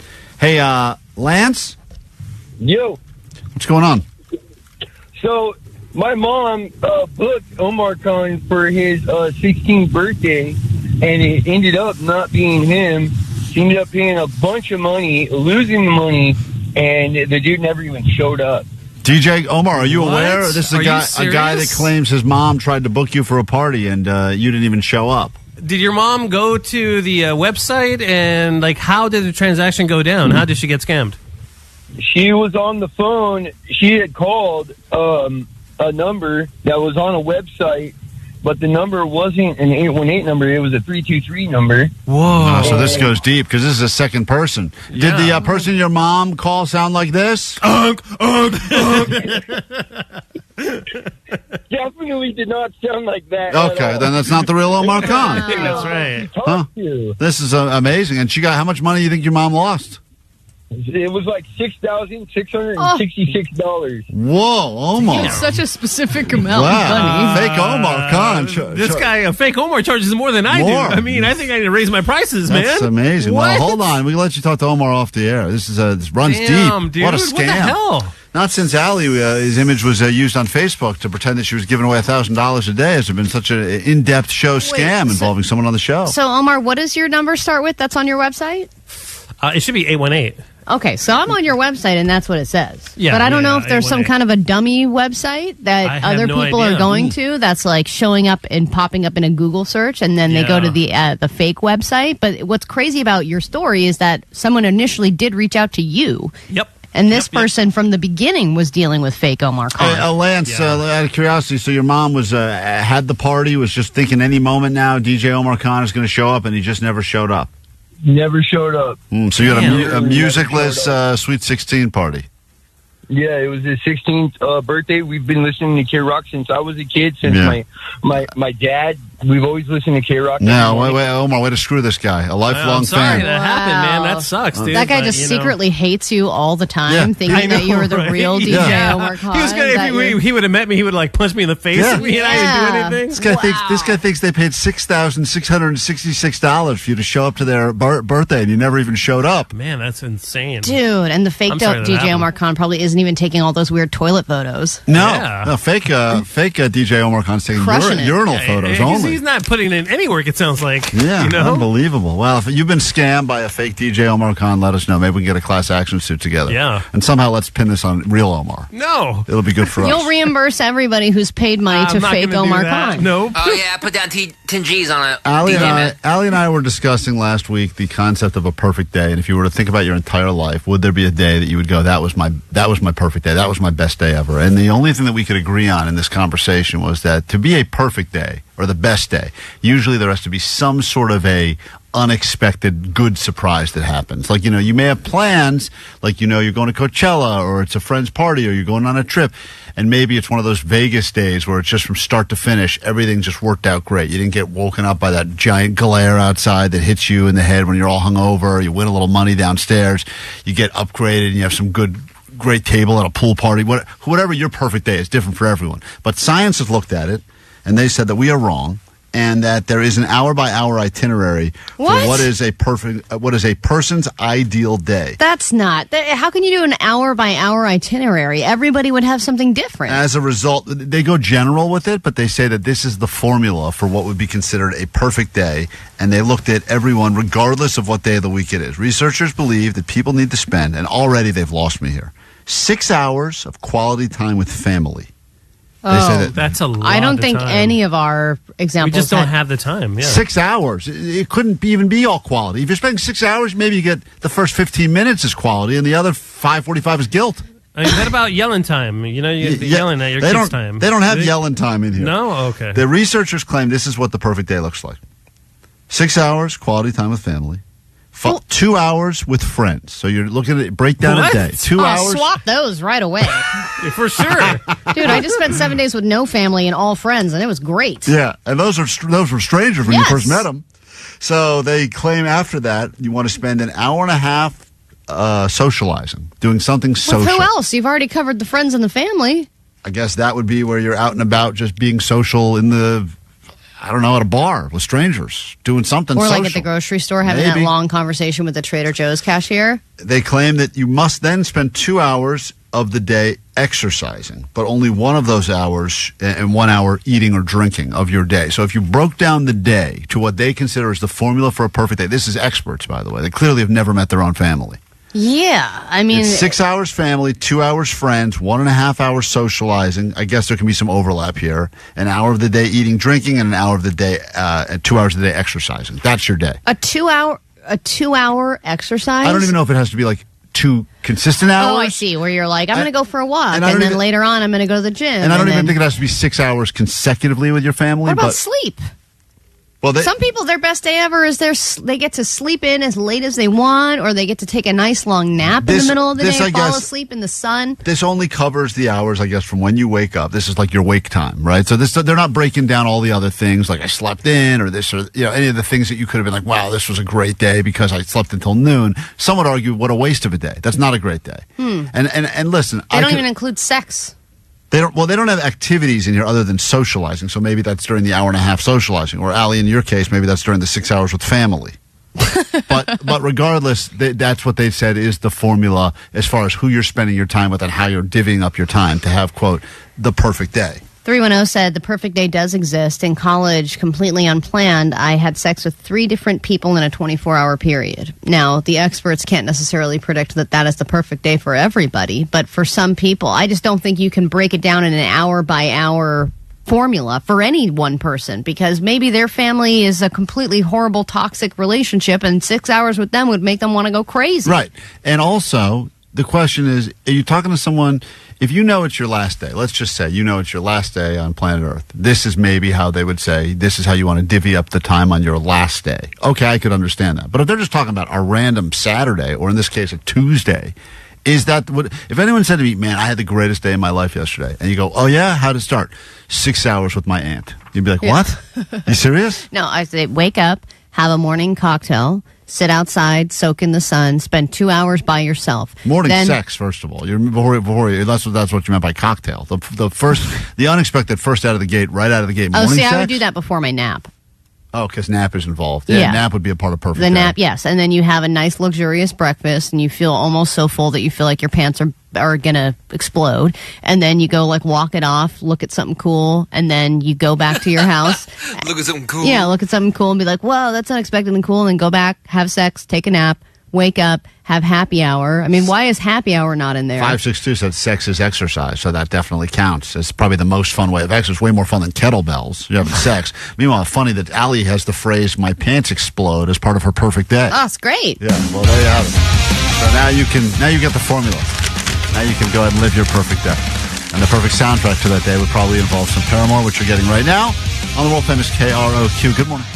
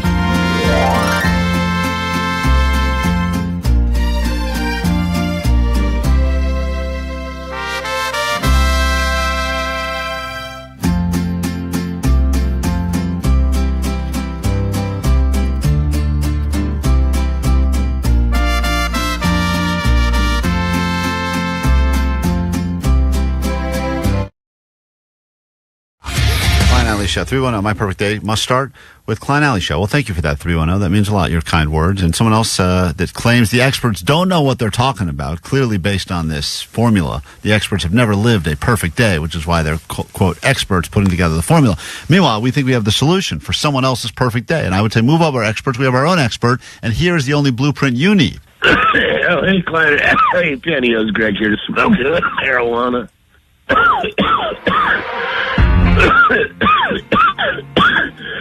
Oh. And then I guess I'll take the bus to Trader Joe's, use my EBT card, and get some food. There you go. Perfect day. Move over, experts. We've got our own expert. Day in the life of Pantyhose Greg. It's a Lincoln life Park, worth living. then takeaways on KROQ.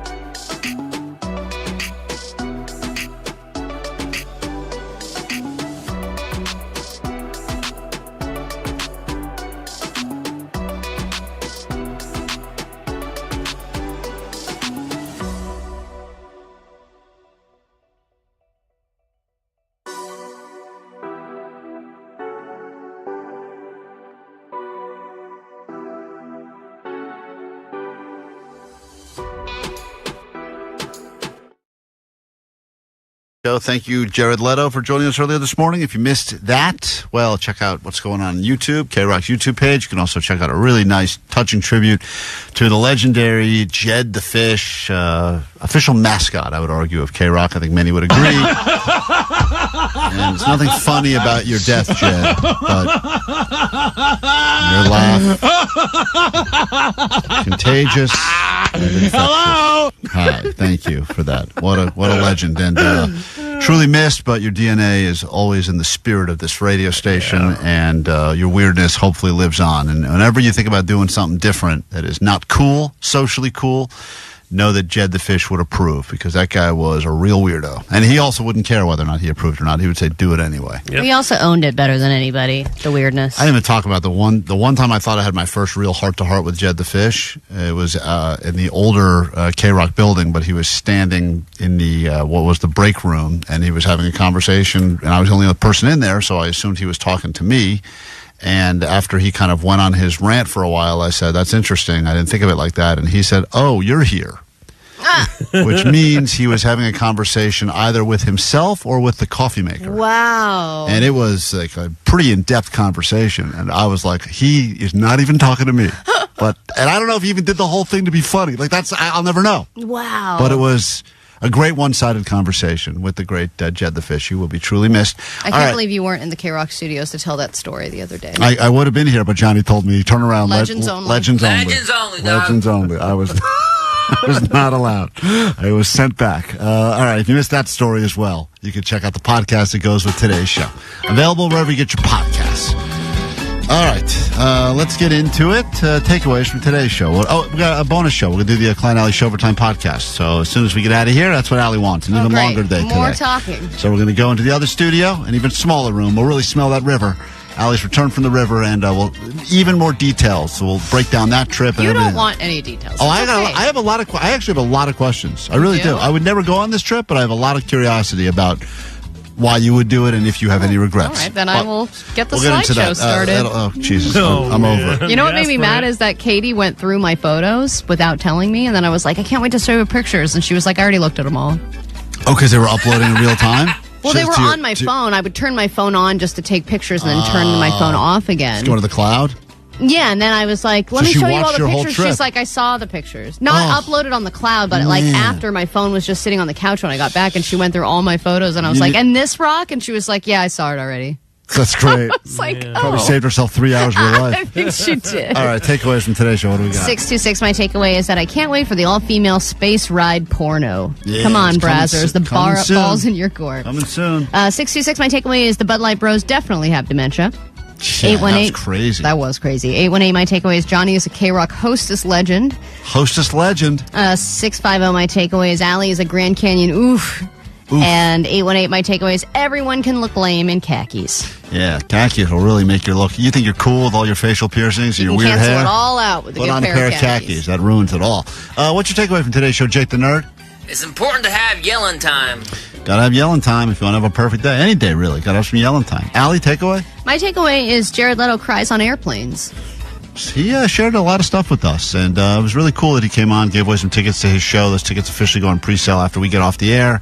30 Seconds to Mars celebrating a 20th anniversary. And he called us from the set of the new Masters of the Universe movie where he is Skeletor, which is cool as well.